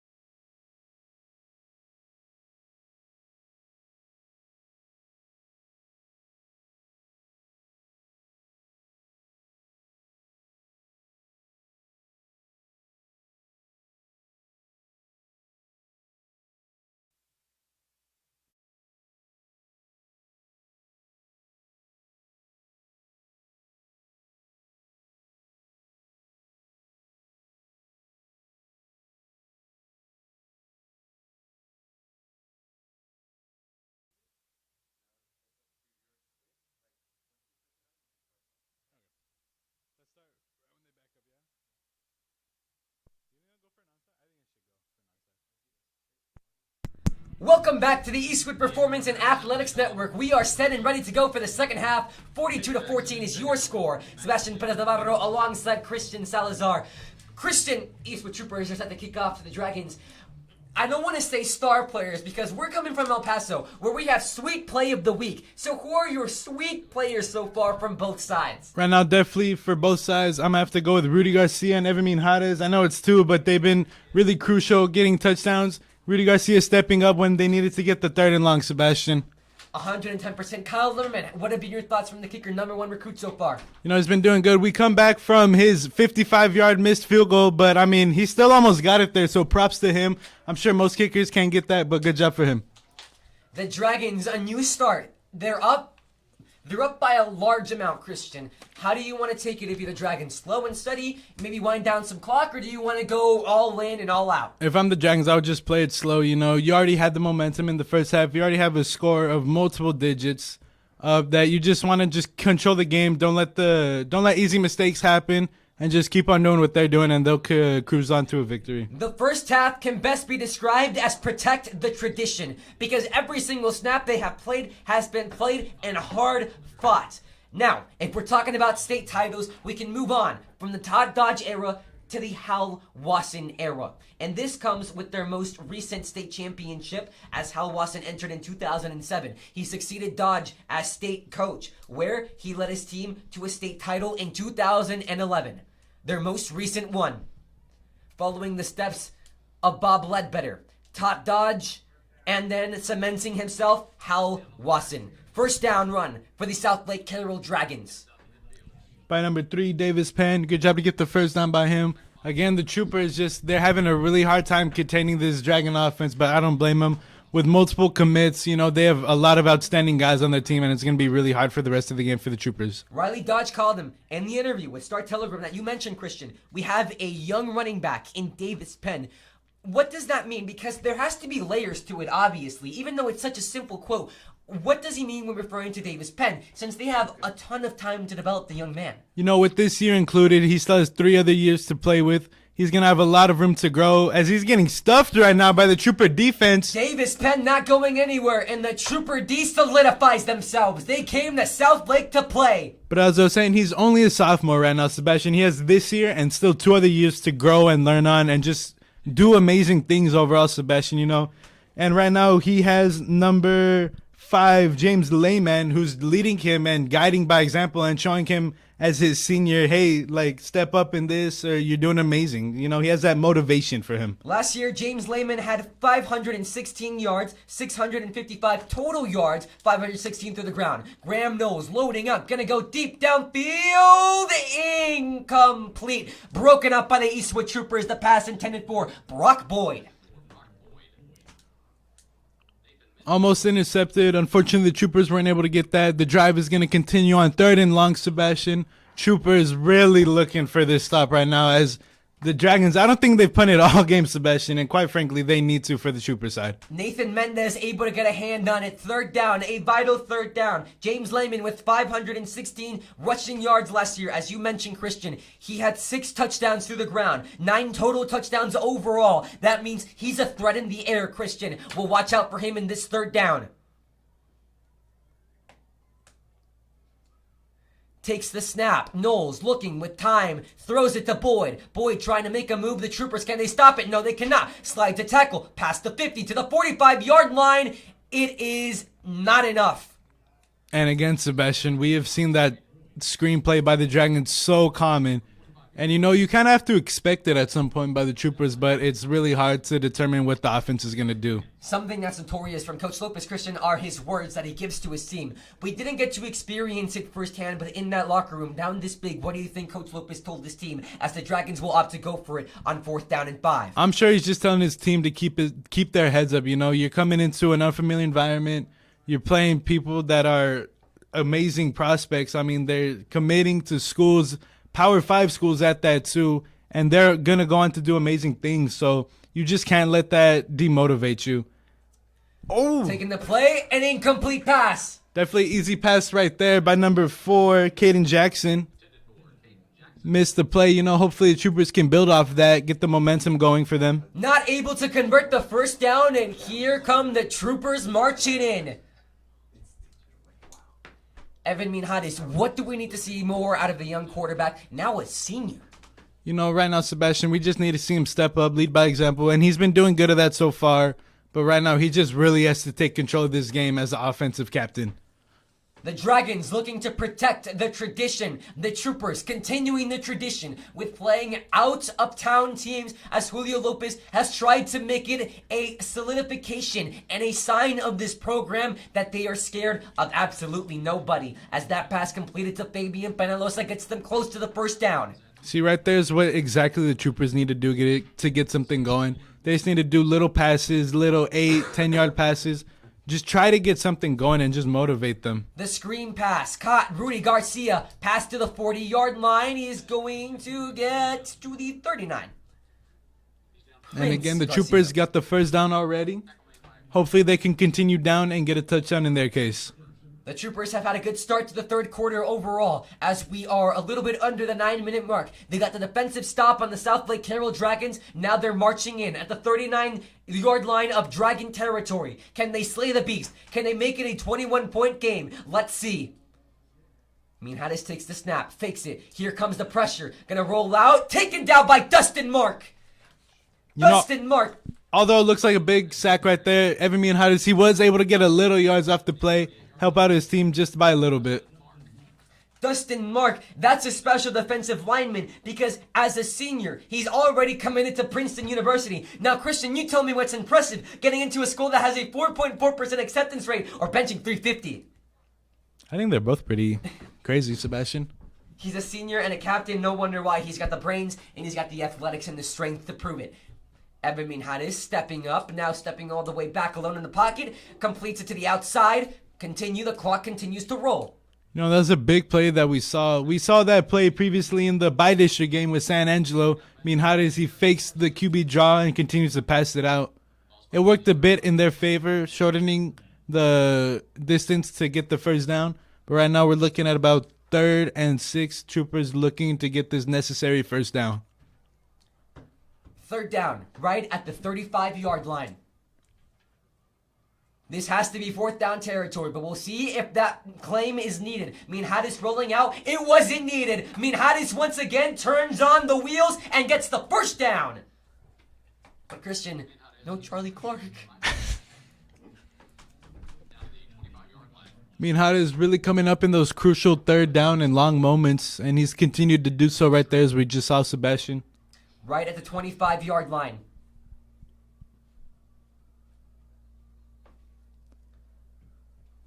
Mark at the 26. Some confusion going on the spotting. We've seen a lot of this so far, Christian. We had that confusing ending to the first half where it was 1 second, but turns out that Kaden Jackson did go out of bounds. So you add 9 seconds to it. It puts it at 10 seconds. Just a whole lot of confusion, but at the end of the day, it was figured out. But it's been a little bit of a confusing game from both sides of the team. Tossed out. Looking for more space. Past the 20 and up for the first down. Max Monsieur with the evading the tackle, getting the first down. Continue. Push them into red zone territory. That was a focused man, but Christian, I asked him when he was doing it again, what song was he listening to?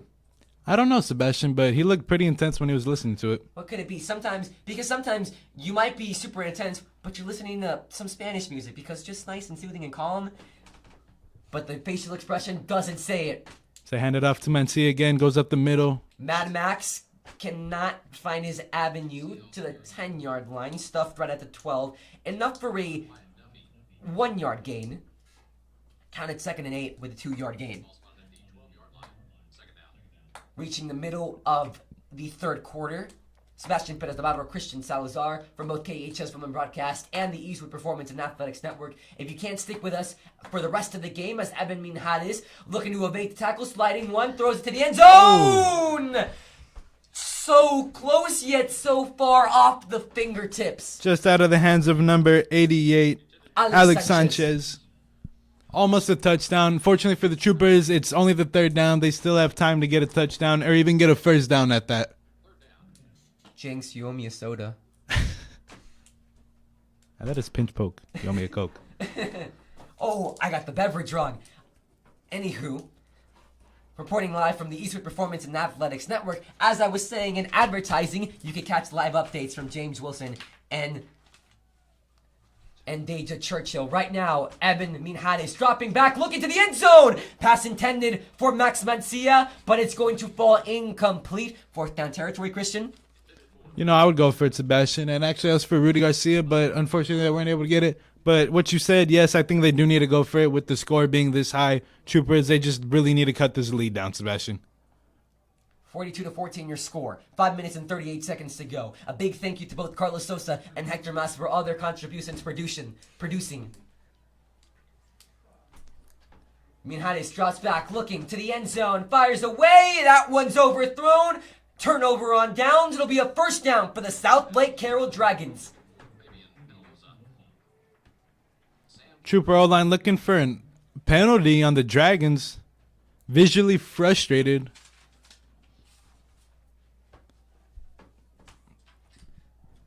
They get none. Southlake Carroll, a good drive by the Eastwood Troopers. However, they couldn't capitalize off it. The Southlake Carroll Dragons are going to come back.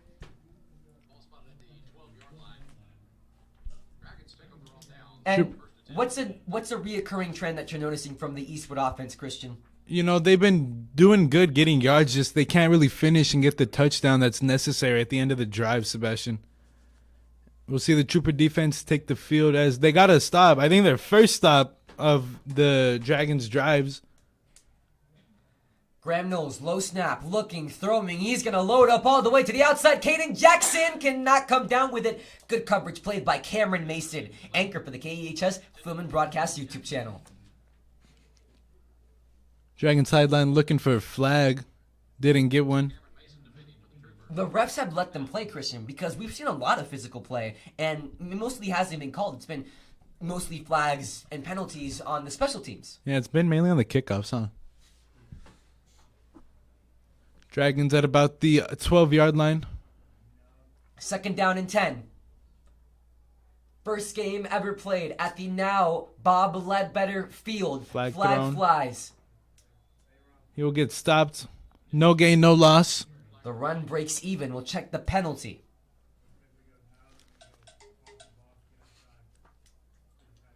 So far, the Dragons look to be calm. A third down and 10. They haven't been in this situation throughout the game.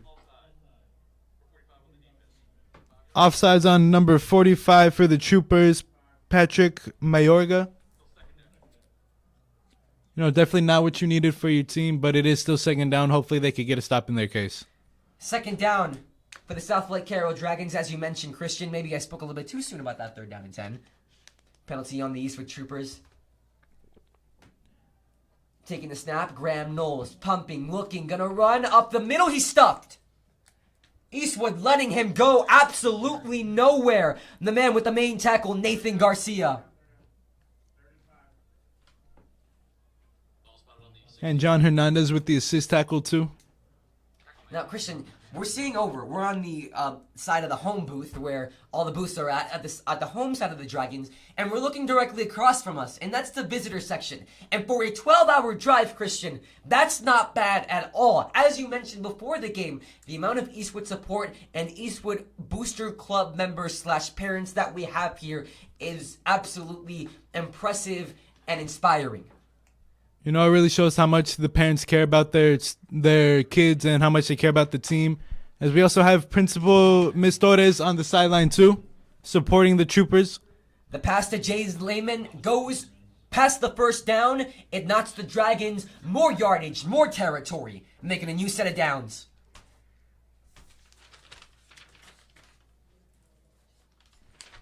Which, by the way, while we're on the Booster Club, a huge thank you to everyone on the Booster Club for helping out EPAN and KEHS and treating us just like the football players. We all really appreciate, and we appreciate the good food. Graham Knowles taking the snap, looking, throwing, pass complete. It's caught, short yardage, made by Eric Bussman. Touchdown earlier, hasn't done much since.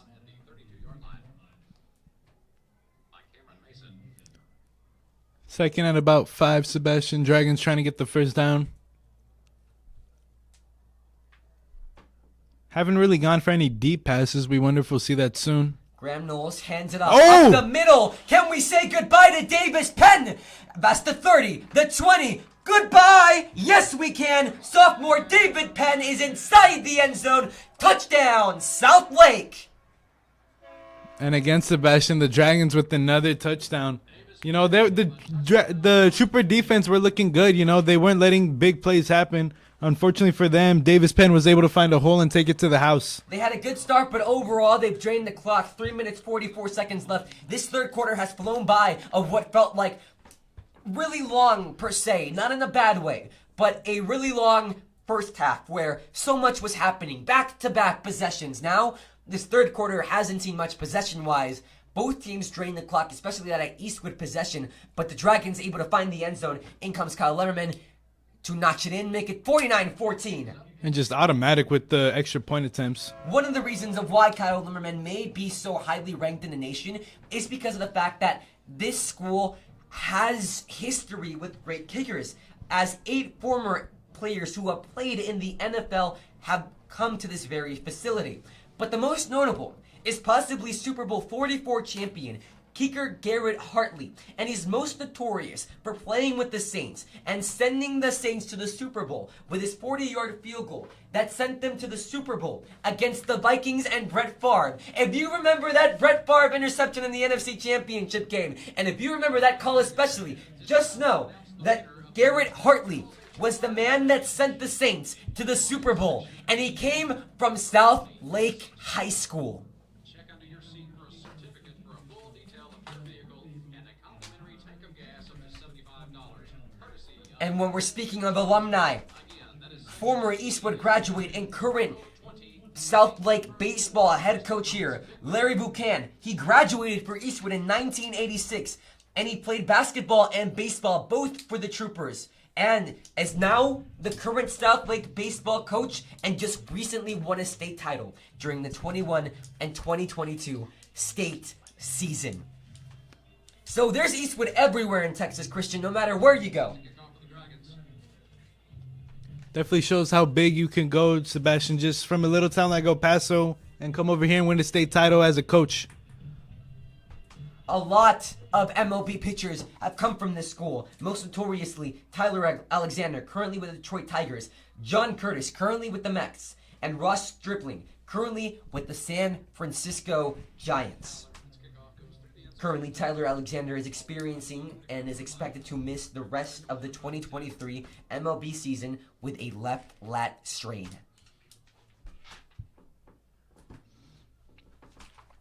Trooper is going to be at the 25 looking to get something going offensive-wise. We were talking about the stadium earlier, Christian, an $18 and $19 million facility. That price is estimated, but overall, the facility opened with only 8,000 people in mind. But then, a soccer team came into play. That soccer team currently in the MLS known as Dallas FC. As that pass by Minhades goes for good yardage, make it second down and short.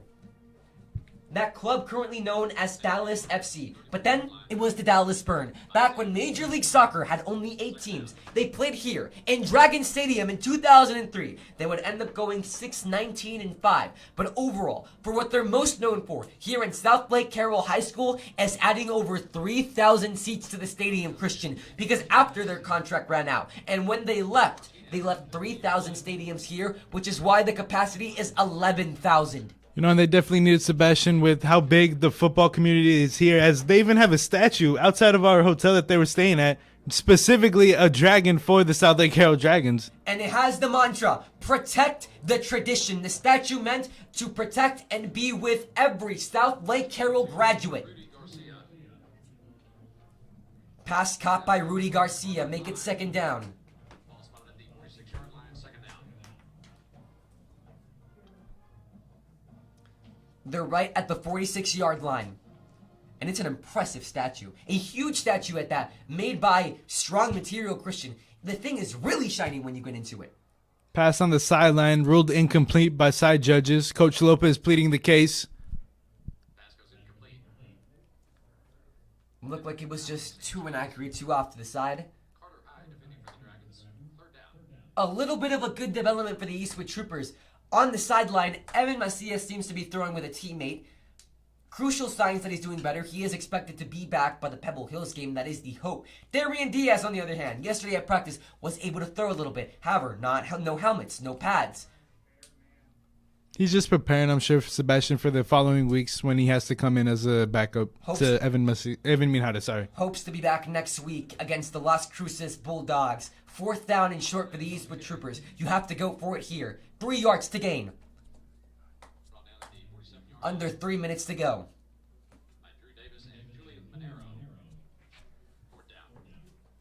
Crucial 4th down for the Eastwood Troopers.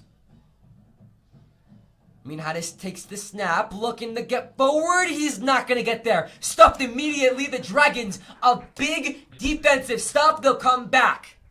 Turnover on downs. And again, the Trooper drive, they looked like they were doing good, getting little plays to continue it. However, unfortunately, they were not able to go past the 50-yard line, and the Dragons will take over from there. Christian, you brought up that the school has a rich history in football, and just the entire city seems to live around this high school. They're so proud of it, and it's such an amazing thing to see. And it goes back all the way to the 90s, because in 1992, the number 1 ranked Dragons faced the number 2 ranked Vernon High School, the Lions, in the 3rd round of the UIL 3A state football playoffs. And everybody knew that that was the definitive state championship. And the crowd that night was the size of Texas, with people being at the sides of the field and even up on the stadium wall. The Dragons would end up winning that game 39-35 and won the state title that very year under who but Bob Ledbetter.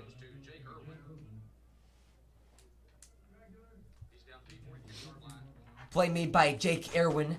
Gets him down to the 43-yard line. 2nd down and short for the Dragons. 49-14 is your score. Sebastian Perez Navarro, Christian Salazar. You're watching the Eastwood Performance Athletics Network, presented by KEHS Film and Broadcast. Dragons on a 2nd and 5 almost. And it looks like Graham Knowles isn't in as QB. Can't quite make out the number from here. Number 2 is in, actually. Takes the snap.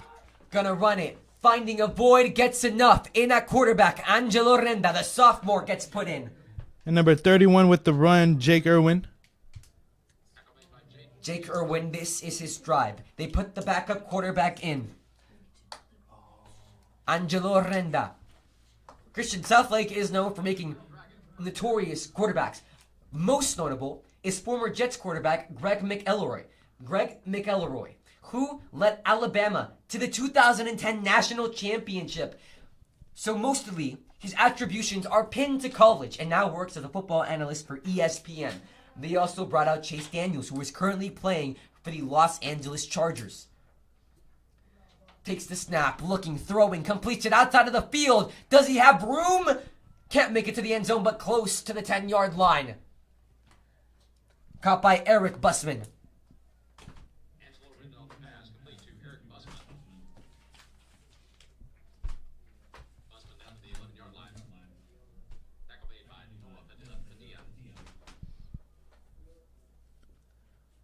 While on the quarterback topic, it would also be a failure to not mention current UT Austin quarterback Quinn Ewers, who is currently battling for his position, but Archie Manning, one of the biggest prospects in all of football in the United States. Dragons at the 10-yard line. QB takes a snap. Trying to run for it, can't get enough. Angelo Renda stopped short. Tried to go for the stiff arm, didn't get it. Making it 2nd and 10. Brought down by Rudy Garcia, also a defensive back, multitasking, trying to channel his inner Curtis Murillo, who committed to Texas Tech and will be a Red Raider alongside defensive tackle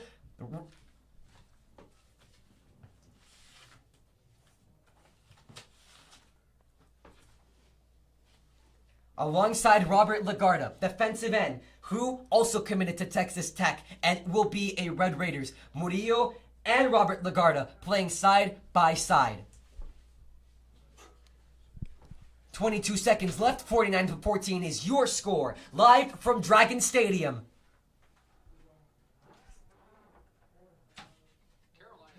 The Southlake Carroll Dragons removed Graham Knowles, Georgia Tech commit.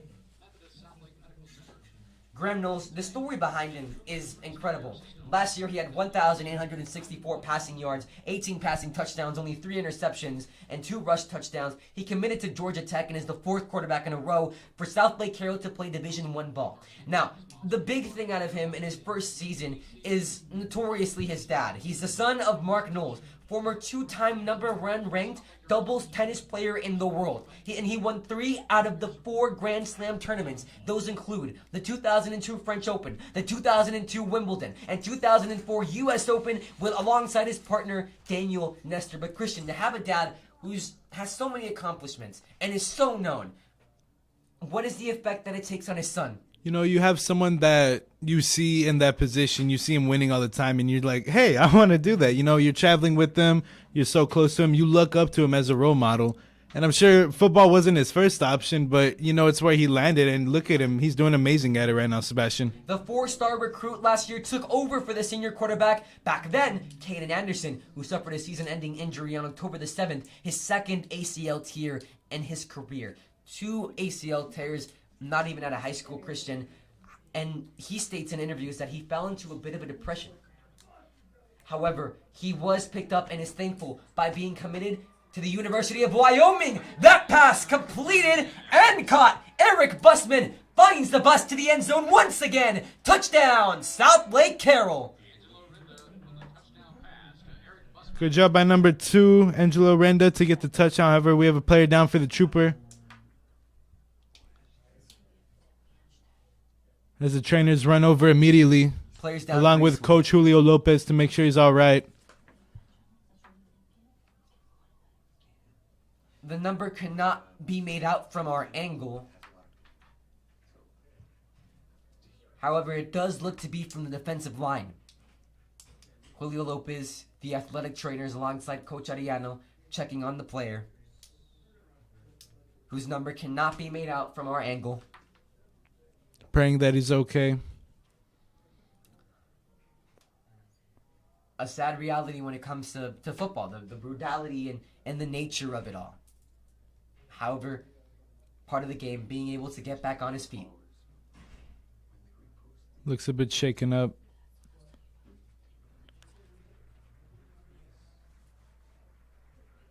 Still can't quite make out the number. His jersey's a bit folded.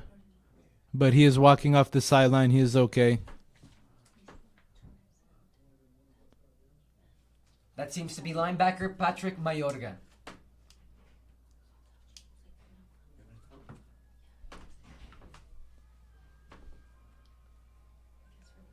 On for the kick, the Dragons, to make it 56-14. I think for the kick right now, it's going to be Clark Lemmerman, because I see number 83 as the placeholder. Time to show what you got, little brother. And it will be Clark Lemmerman taking the kick. 16 seconds on the play clock. Looks, kicks it up. The kick is good. Flag flies on the special teams play. You know, I wonder if they play games during practice, like see who could hit the longest field goal or from which angle. They play the Pro Bowl Skills Challenge, Christian.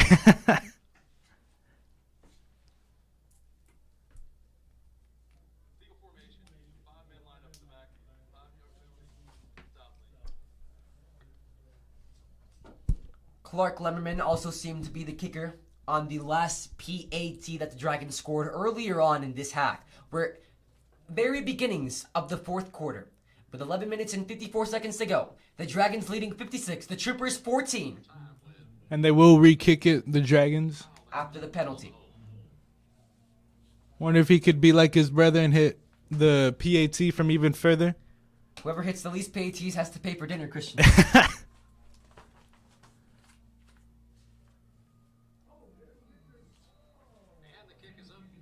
The kick was good, even though pressure came from the Eastwood Trooper defensive line. 56-14 is your score. Dragons leading. As there's another flag on the play, most likely. Late hit. We did see a couple people for the Trooper side pile up.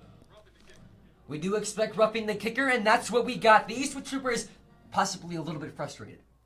They definitely are, Sebastian. And again, I think they will have to go for the extra point.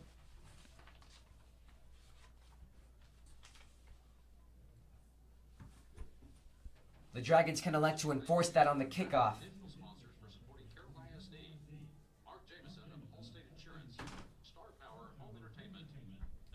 Officials talking it over. Talking to the coach for the Dragons, Riley Dodge. Riley Dodge, Christian, a historic coach, obviously son of Todd Dodge. He was able to get the Southlake Carroll Dragons to a state championship. That was back in 2020. However, he couldn't win the game, falling against the Austin Westlake team 34-52. And he's the only one out of the past 4 Southlake Carroll coaches to not be able to win a state title. But Christian, do you want to know what makes it a little bit more bittersweet, that loss? What was that, Sebastian? That the coach for Austin Westlake was Todd Dodge, also known as Riley Dodge's dad. They called it the Dodge Bowl. 2 coaches, one with the legacy, the other one trying to build his own legacy. As Riley Dodge only took over and succeeded Wasson. That was recently. Although he didn't win that state championship, Sebastian, sorry. It shows that he could lead his team there and set example and show his guys like it helps out his resume a lot, and it shows his team and it motivates him a lot. Short squib and hit hard, but the Troopers able to get back on it. Riley Dodge was a quarterback while his dad was coaching, so he is a state champion alongside his father when they won it back in the early 2000s in the 5A class. But Christian, going into the season especially, Riley Dodge, how big is the chip on his shoulder? Protect the tradition, that's the mantra. But Riley Dodge hasn't won a state title, which, as crazy as it sounds, is the expectation for the Dragons. You know, it's a high expectation, but it's one that the Dragons can likely get, if not this season, in the foreseeable future. You know, he wants to build on that legacy here at Dragon Stadium. Handing it off. Cannot get much. Evan Hadis remains in the game. Troopers just trying to get something going in this last quarter. Rudy Garcia out to the left. So there's a player hobbling off for the Dragons, number 46, Drew Davis. Up comes in number 34, Mitchell Macaluso.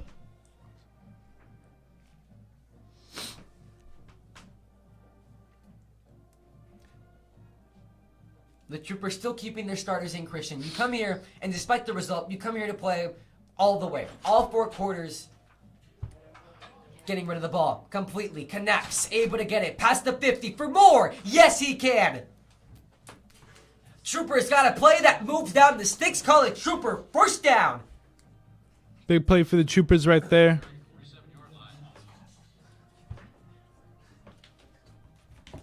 Troopers with their new unis. As we have Patrick Chavez for the offensive line come out. He seems to be okay, most likely a cramp. Currently Eastwood, after this game, look forward to next game. Homecoming against the Las Cruces Bulldogs, who last year visited around the same time for week 2. And they were able to beat them 63-35. Hoping for the same result next week, but currently focused on what's happening now. First down and 10 with 11:25 to go. Handing the ball off. Max Mancia finds a lane. Past the 40. He's not done playing. Good yardage off the run by Mancia. Down at the 39-yard line. Second down and very short for the Eastwood Troopers. 11:07 on the clock. Evan Hadis remains on the game. So does Max Mancia. It makes you wonder at what point will the Troopers put in the backup, Sebastian, and give them the experience that they need for future seasons. Someone that you want to look to that too, as Max Mancia breaking tackles, still continuing to go and cannot get to the 30-yard line, but he's very close. Someone, Christian, that you want to at least give some playing time to is Junior Joseph Cox, because after this, Christian, both Evan Hadis and Darian Diaz are gone.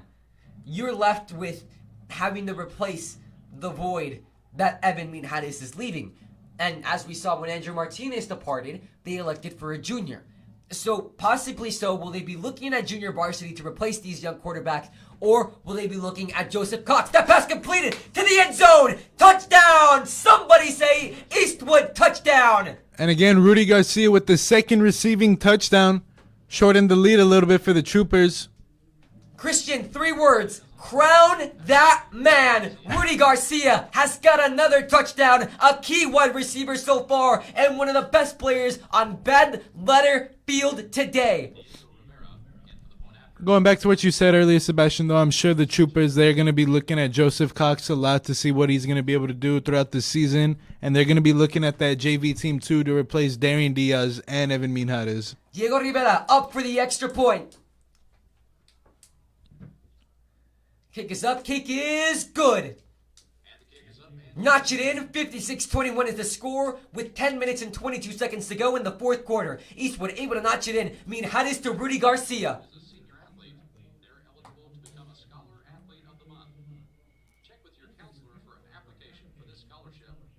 Christian, just a beautiful play right there. It was Sebastian. You know, Rudy Garcia was able to break free from his man, get the touchdown, and get the Troopers their third touchdown of the game. Cuts down the lead to 35.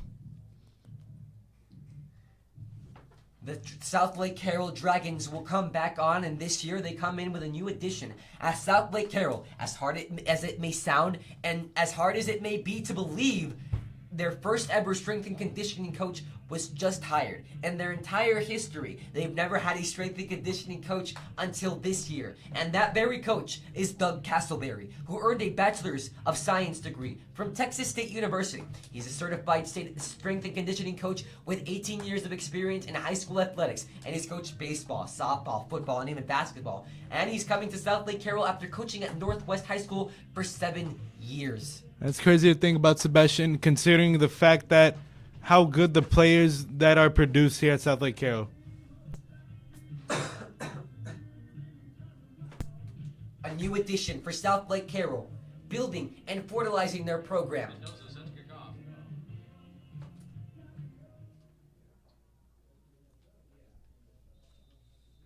We'll take the fair catch, and we'll see the Dragons once again.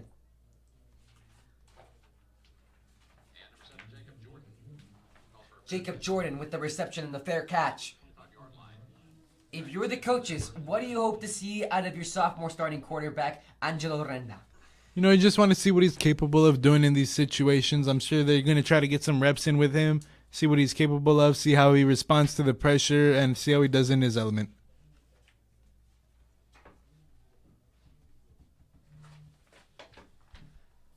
(21-56), you're watching live on the Eastwood Performance and Athletics Network. Sebastian Perez Navarro alongside Christian Salazar.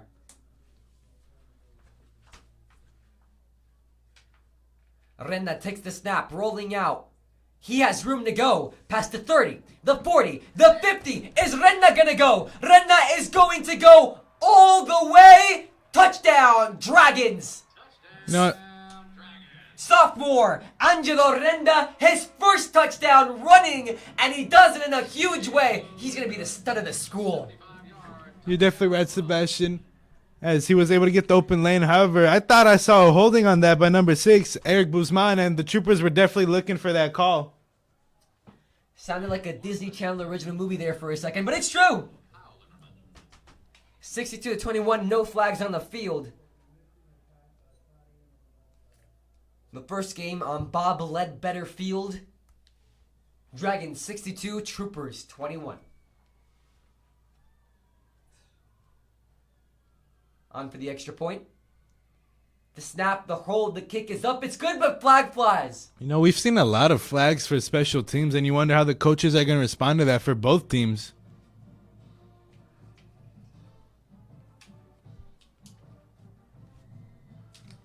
Officials talking it over, getting the call right. Trying to see, there's been a lot of confusion so far. 10-10. Perfectly synchronized. Just like that, at the snap of a finger, the Dragons gonna drain the clock, but a perfect route opens up for Renda to just run it in, taking the outside towards the left, perfectly matched. And it will be on the Troopers, which the Dragons will elect to enforce it on the kickoff.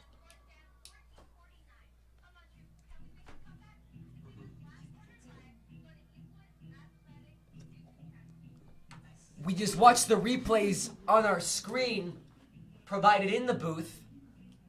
And it does look like, Christian, what do you think? Holding call or no holding call? I don't know. From here, it looked like I saw a holding call. It could be different down there. Who knows what the official saw? There's a big possibility it could have been a no call. However, the trend does dictate that this game has been really physical. There's been a lot of harsh play out there. And just like the song playing, the bus ride that we're going to be taking during this night, it feels like we're going to be walking up 500 miles, Christian. Definitely does, Sebastian. 10-10 the score. Dragon student section still at all they have. A light breeze so far over Dragon Stadium as we now reach the time point 10:40 p.m. Central. 94 degrees. The humidity makes it feel like it's 104 degrees, though. It'd be nice to include a little graphic right there. It's 94 degrees, but it feels like 140.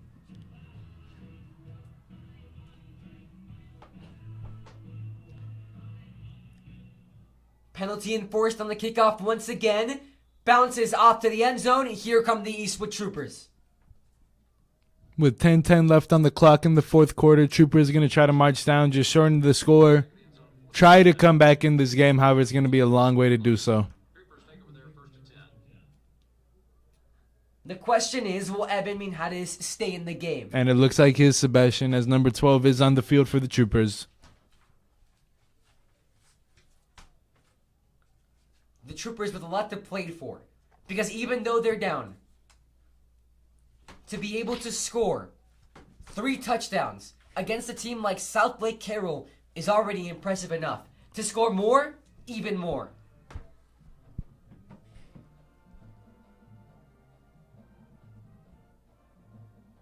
Minhares lines up, 2 to the right, 2 to the left.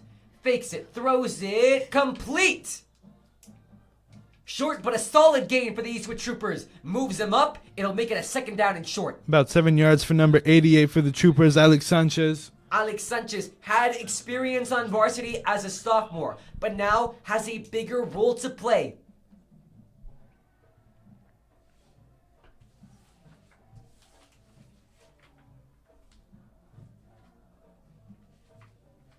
Last year, 16 yards overall.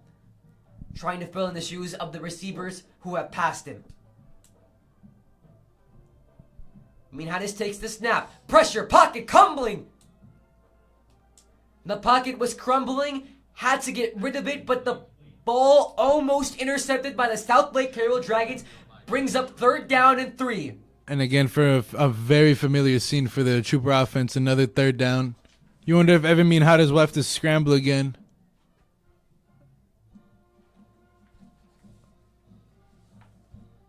You're short, Christian. Do you want to try the run? This has to be 4th down territory.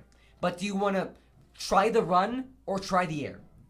I say just go for the run really quick. If you already know you're going for it on 4th down, just try to get easy yards. Don't risk an interception. High snap, looking, throws it. Is it enough? Yes, it is. Pass completed. Pass complete to Rudy Garcia. Rudy Garcia came down with it. He has been stellar throughout this game. Making a name for himself. Because, Christian, last year, he was on JV, making the jump to varsity. More than excited to do so. And making his name known especially. Rudy Garcia, making his case for being wide receiver number 1. Yes, Sebastian, he definitely proven himself with the 2 touchdowns as he had, as we have a player for the Dragons down. Already getting back to his feet, assisted by trainers. That's going to be number 19, Luke Langford. But yeah, you're right, Sebastian. Rudy Garcia, a guy that Minhares has been relying on throughout this game and just going to him when he's needing him to, and he's been producing and doing his job. The Eastwood Troopers, even though they're down, they are still looking to notch in points because their future is not nice per se. For homecoming, they have the Las Cruces Bulldogs, former New Mexico State champions. Last year, they beat them 63-35. But you don't want to get over yourselves to the point where you reach a phase where you're overconfident. You have to focus on what you're doing, Christian, and that's how you get dominant results like we saw last year.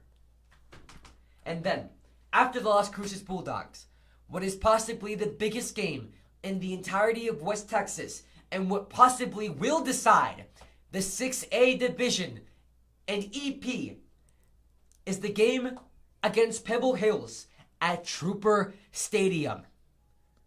1st and 10, Minhan is looking, dumping it out, taken in past the 40, the 50, making a move to the 40, inside Dragon territory. No one's gonna stop him. However, a flag thrown early on in the run. Jaden Martinez able to get the Troopers down deep, but we'll see if it stands. Incredible job by Jaden Martinez to get in down the open field. Continue on the drive, as I think the flag is going to be called on Eastwood as they're already marching back. It was called the official rule called holding. Troopers, after an important play, will be pinned back deep at exactly the 27-yard line. You know, and just like that, I'm sure the Troopers feel like all their hard work was for nothing. However, for them, hopefully they could keep this drive alive and march down. 9 minutes with 14 seconds left.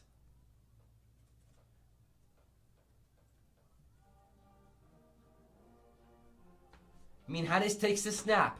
Here comes the pressure. Grumbling, Minhanes has done a good job so far at avoiding being sacked, but will have to take the loss on the run. But able to gain one. 28-yard line.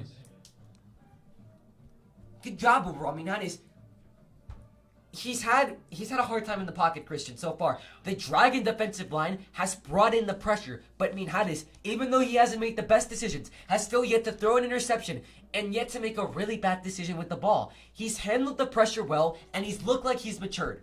Not only Sebastian has the Dragon D-line been doing good, but overall just this defense in general, only having the Troopers score 21 points. As again, another incompletion by Minhares. Look to the outside of the field, cannot connect. 3rd down and long.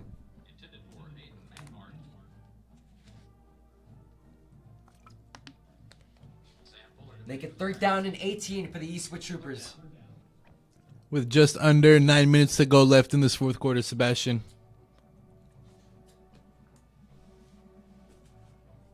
Movement at the line, we'll see who it's on. Flag flies, play stops. It'll be false start as opposed to offsides. Julio Lopez upset with the call. So far, Christian, even though they're down, the Troopers have not had trouble with penalties so far, only on the special team side. As we've got into the 4th quarter, a little bit of an increase in penalties. They do call it offsides, however, they don't let the play go. I'm sure that's what Coach Lopez was not happy about. Not giving the Troopers a chance. Ruled offsides on the Dragons. Refs did not allow Eastwood to get off the play. Makes it 3rd down and 13. Minhanes takes the snap. Here comes the pressure once again. Rolling out of it. Can he do it again? No. And a familiar scene for Minhares as he has to escape tackles and evade defenders as they break through the O-line. I'm sure offensive line coach McCage is not happy with the results from any of this game at all for the O-line. Ball was placed too high. Minhanes was able to get rid of it, not able to make it accurate. 4th and 13. Troopers in punt formation. Brock Boyd back to receive for the Dragons. The game against Pebble Hills, happening on September the 8th at Trooper Stadium, is possibly on the minds of everyone, and not just Eastwood, but El Paso, because Pebble Hills are coming off their first district championship and their first playoff win. They had a 10-2 season last year. They went 7-1 in districts, and they were able to win by districts and then go on to the area championship. The loss came against North Crawley, where they lost 42-49. However, they pulled off their first playoff win against Permian, 45-28. They face Eastwood in what's possibly the biggest game in the entire season for both teams. And that matchup, Sebastian, is going to be highly anticipated, as last year the Spartans took it home at the SAC. However, it's going to be at Trooper Stadium, where the Troopers were undefeated last season, going 6-0. So you wonder how big of a factor that is going to play during that game. Troopers will up the punt. And Christian, we've experienced it, but how much of a difference is it switching from a field that you know to a field that you've played at maybe once or twice, or for many of the players, no times in their career? It's such a huge difference. You know, you have your fans, your parents, the band, you know, your cheer team, drill team if you have one, and just all that environment at your home stadium. You just take that and you just give it to the other team, and then you have to go play in that environment, and it gets to a lot of people, Sebastian, and I don't blame them.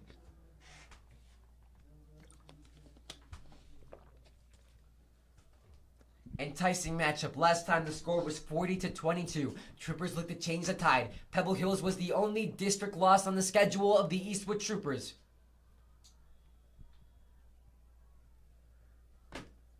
And last night, football did officially kick off in El Paso. As we were watching it, Christian, Pebble Hills versus Canutillo, both teams getting very far in the playoffs. Pebble Hills to the area championship. Canutillo and 5A getting to regionals. And even though there's a class difference, Christian, 5A and 6A, it was still a very close game that Pebble Hills pulled off in the last minute with a last-minute field goal, 24-21. And Canutillo really put up a fight at the end as they were down 21-7, but they really pushed through, tried to come back. Unfortunately for them, they weren't able to get it. The Spartans, they got the game-winning field goal, despite their kicker missing his previous 2 field goals, but they still ended up with the win. We are at full swing on football season, turning it over to the side of the Southlake Carroll Dragons.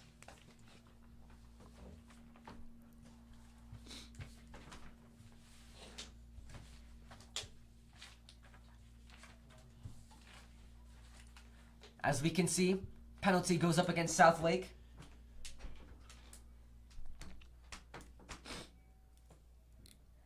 Quarterback change. Carter Lind in the game. Junior for Southlake Carroll. Takes the snap. Hands it off. The run's going to go for a loss. Trooper D comes up big. Turning over, Christian, to the schedule of the Southlake Carroll Dragons, we could see that next week they will be facing off here at Dragon Stadium against the Marcus Mouriders. This is a non-district game. Last year they went 6-5 in District 5-2. They lost to Geyer in the by-district playoff round. It's a little bit of a coincidence how all of these teams intercede at the end, because the Marcus Mouriders, they lost to Geyer in the by-district playoff round, and, well, the Southlake Carroll Dragons lost to Geyer in the quarterfinal playoff round, and Geyer would ultimately make it to the state championship and lose to the DeSoto Eagles in the state semifinal. As that pass, the screen pass, goes for a lot of yardage when a flag And thrown. a late flag, possibly late hit, but I don't know. He was still in bound. He still had room to run. I don't know what the flag could be on.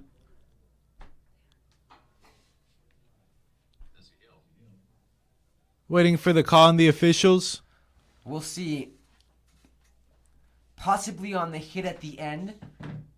Dragons staying at their position where they were.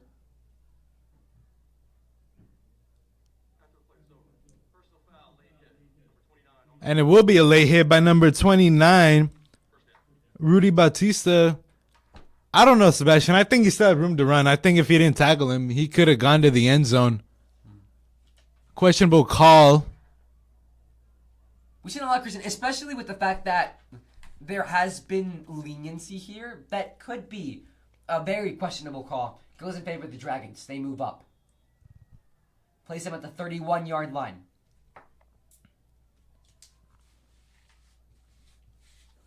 Carter Lynn still under center, getting ready to take the snap with number 31, Jake Irwin, as the back.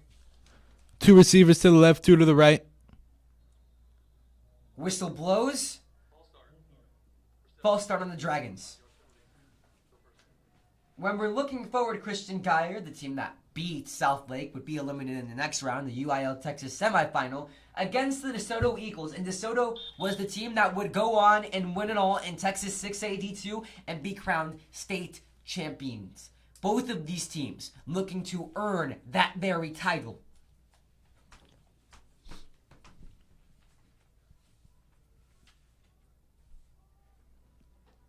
Dragons taking the snap at about the 36. Carter Lynn takes it with pressure, looking, throwing, able to connect. The 30, the 20. Good gain, first down, Dragons. Pass caught by Pass completed to number 81, Luke Jacquemart. Luke Jacquemart.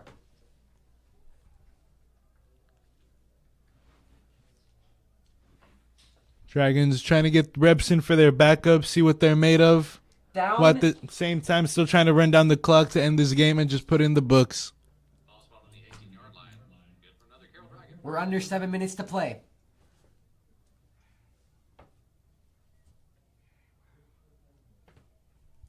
First down for the Southlake Carroll Dragons inside the red zone, live on the Eastwood Performance Athletics Network. I'm Sebastian Perez Navarro. Next to me, the VP, Christian Salazar.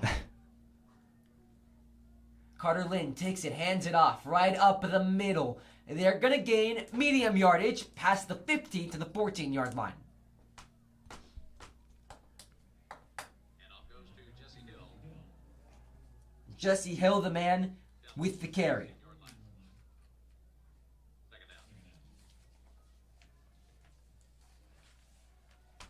down. After a matchup with the Mortars, the Dragons then looked to Cedar Hill. Last year, they went 2-8, 2-5. They were 6th in districts, and they experienced no playoffs. Their last game against Southlake, 6-47. Southlake Carroll Dragons took the victory. Carter Lind hands it up right down the middle. Trying to run for it. Does he have the first down? We'll check and see. Looks like he's short. Right at the 10-yard line. After Cedar Hill, they take on Timber Creek on 2 back-to-back away games. Timber Creek, a very notable game because it's their first district game. Last year, Timber Creek went 4-7. They were 3-4 in districts. They were 6 in their district, and they went to the by-district playoff, but they experienced a loss to North Crawley, 17-66. Their last game versus Southlake Carroll, they lost 0-51. North Crawley ultimately the team that took down Pebble Hills only by a score. Lynn hands it up, right up the middle. The question is, was it enough for the first down? It does not look like it. It looks like he's 1 yard shy. Definitely some players getting heated. I'm sure frustrated with the score.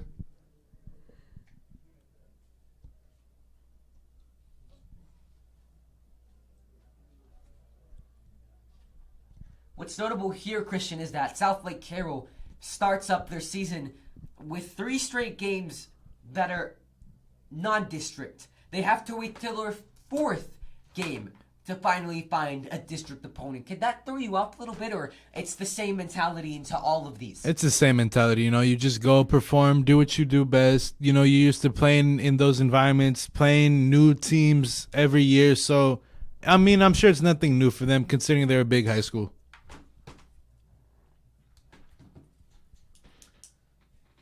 We've spoken a lot about commits. Current RB1, James Leman, not committed yet. However, he has attended numerous college camps, such as ones in Texas Tech, UT Austin, and even the University of Michigan. To be specific, the Michigan Wolverines.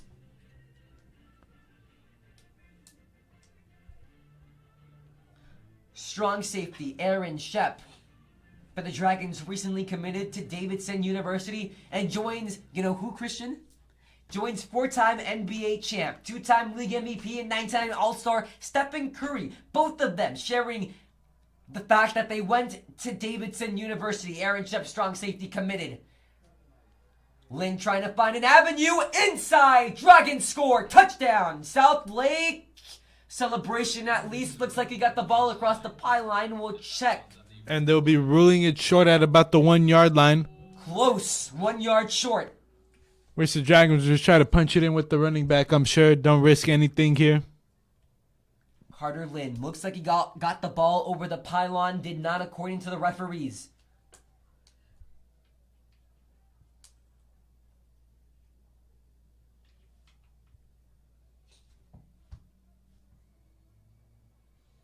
(63-21), 4 minutes 31. Southlake threatening another score. Play clock at 8. 7. 6. Winding down. Dragons barely getting set. Tight formation by both teams. 0. No flags. Lynn takes it. Gonna run it. Same play. A new result. Touchdown. Southlake and junior Carter Lynn. And same exact play. kept the ball, went to the sideline, got the easy touchdown for the Dragons. Get the score up to 69-21.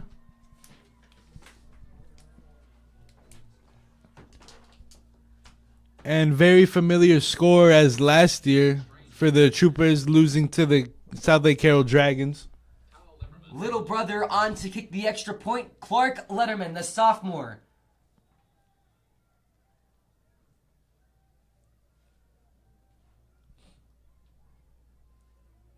Play clock at 17-16. And that'll be number 89, Gavin Strange, to take the kick. We've seen 3 kickers so far for the Southlake Carroll Dragons. It's interesting how they're working their special teams, wanting to see something out of everyone. That kick is up, that kick is good by the sophomore. And again, another Dragon touchdown. Troopers most likely going to put their backups in on offense, don't risk injuries.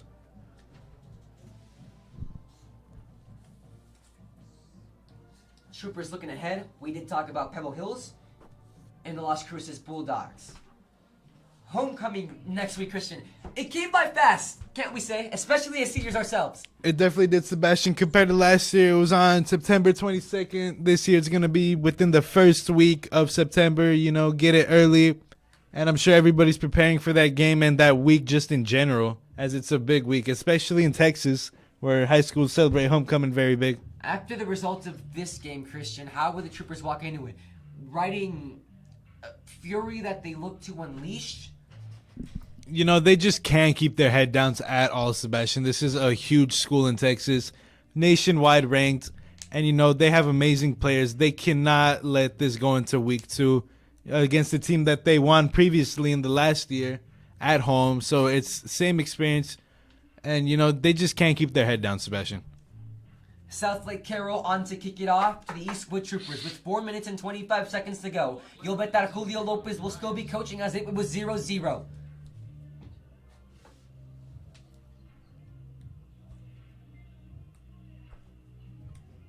The Southlake Carroll Dragons, as we saw their offense in play, we can mention their tight end, Jack Mendendosalar, who is currently being recruited by Alabama, Notre Dame, and Oklahoma. However, the most interesting part about that tight end, Christian, who's 6'3", 230 pounds, he was a swimmer. Imagine that. A 6'3", 230-pound man going into the pool and swimming the butterfly and beating everybody else. That's impossible. I would be terrified if I was a swimmer. Riley Dodge directly stated we got him out of the pool and he fell in love with football. But just imagine that, Christian, even in the pool, a cannonball by a big guy, you already get scared and quivering a little bit. Now imagine looking to the side and you see tight end Jack Van Delsalar. And Joseph Cox will come in for the Troopers, take some snaps before the game ends, Backup get some quarterback. experience. 2nd and 10, no gain. Number 30 for the Troopers will take the snap. That will be Armando Gonzalez, sorry.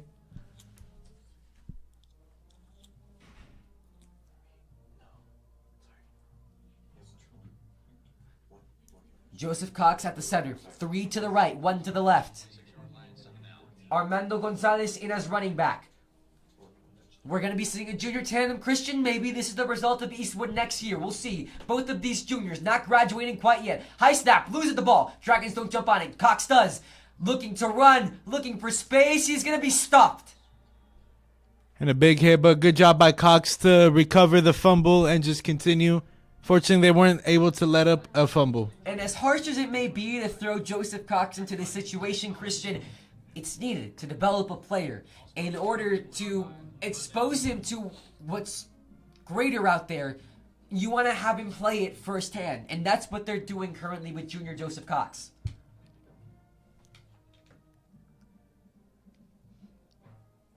You know, you wonder if they're going to let him throw, see his arm strength mid-game. But I'm sure they don't want to risk any injuries, especially to receivers as well, and O-linemen. Currently, right now, Darian Diaz is slated to come back. Play clock winds down. Timeout taken by the Eastwood Troopers, mark it their first of the second half. Thank you for joining us so far. Sebastian Perez Navarro, Christian Salazar on the Eastwood Performance Athletics Network, brought to you live from the KEHS Film and Broadcast. You can check out an end of game report on the KEHS Instagram and Twitter page. Presented to you by Deja Churchill and producer James Wilson.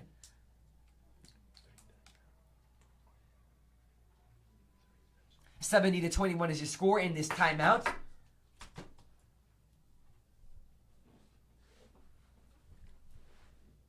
Possibly foreshadowing of the future with the tandem of Joseph Cox and running back Armando Gonzalez, both coming up from junior varsity, both their first seasons in varsity, and wearing new dripped out uniforms.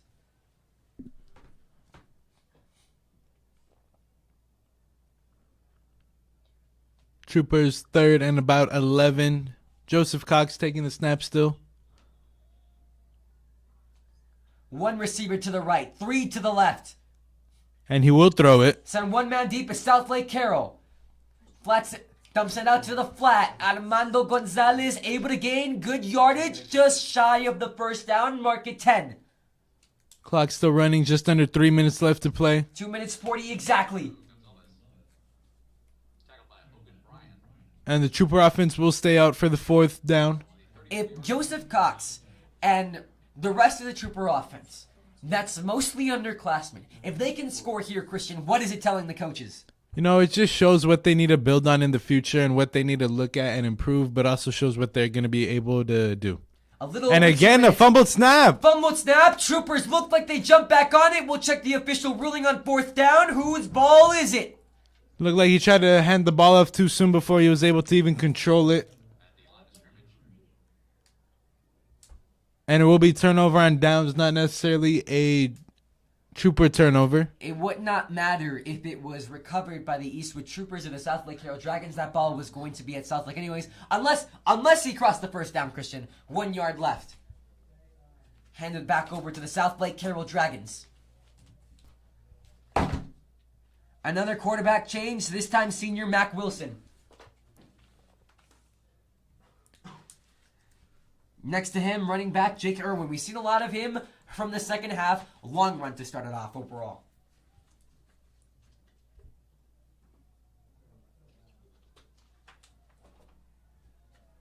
Handed off to Jake Irwin. Trying to fight towards the 30. The Trooper D is not going to let him go anywhere. Officially reaching the 2-minute mark. 7-21 is your score. Dragons all 3 timeouts. Troopers have 2.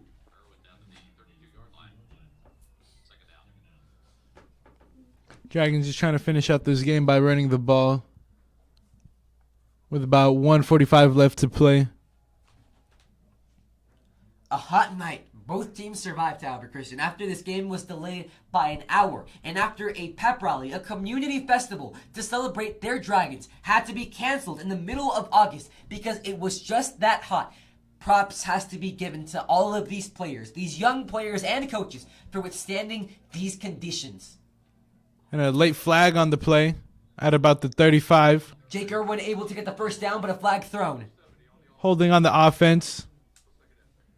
Dragons are going to be brought back.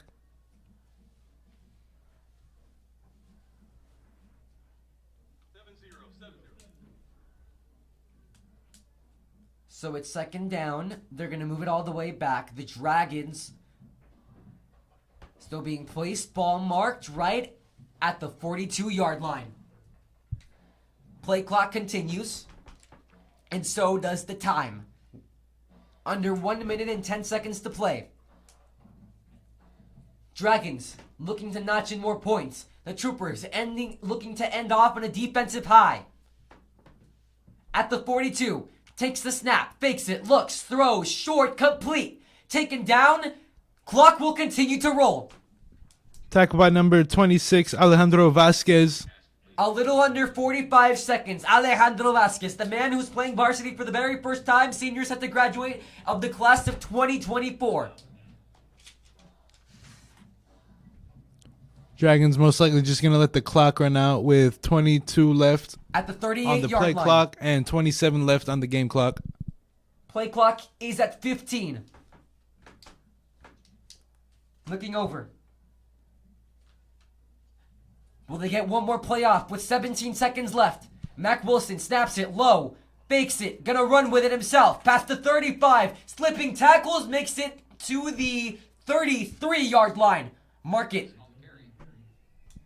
And with that, the game will officially come to an end, Sebastian. Time comes to an end, and Christian, while it wasn't the result that Eastwood wanted, you have to give them props for venturing out on this difficult trip. Overall, wrap-up's summary about the game you saw and the fight that the Eastwood Troopers came to give. The defense from the start, Sebastian, they couldn't get a stop at all. The Dragon offense just dominated. The offense got something going a bit in the second quarter. However, it was just not too much. You know, they really needed to step up. Unfortunately for them, they weren't able to do it. However, you got to keep in mind the fact that they traveled 12 hours throughout midnight from all night to the morning on Thursday. Got here Thursday morning. You know, that's a tough ride, and not many teams are going to do that and experience that. So props to them for doing that. Dragons may have gotten the win, but the Troopers once again test themselves and show that they are willing to put a fight against any team in Texas. Thank you for joining us on the Eastwood Performance and Athletics Network. Thank you to our executive producers, Stephanie Delgado Rangel and Eric Bernal. Thank you to our producers, Carlos Sosa and Hector Mas. Next to me, the Vice President of the Eastwood Performance and Athletics Network, Mr. VP, Christian Talazar. I'm Sebastian Perez Navarro. Thank you for watching. Join us next time for Homecoming. We're over and out.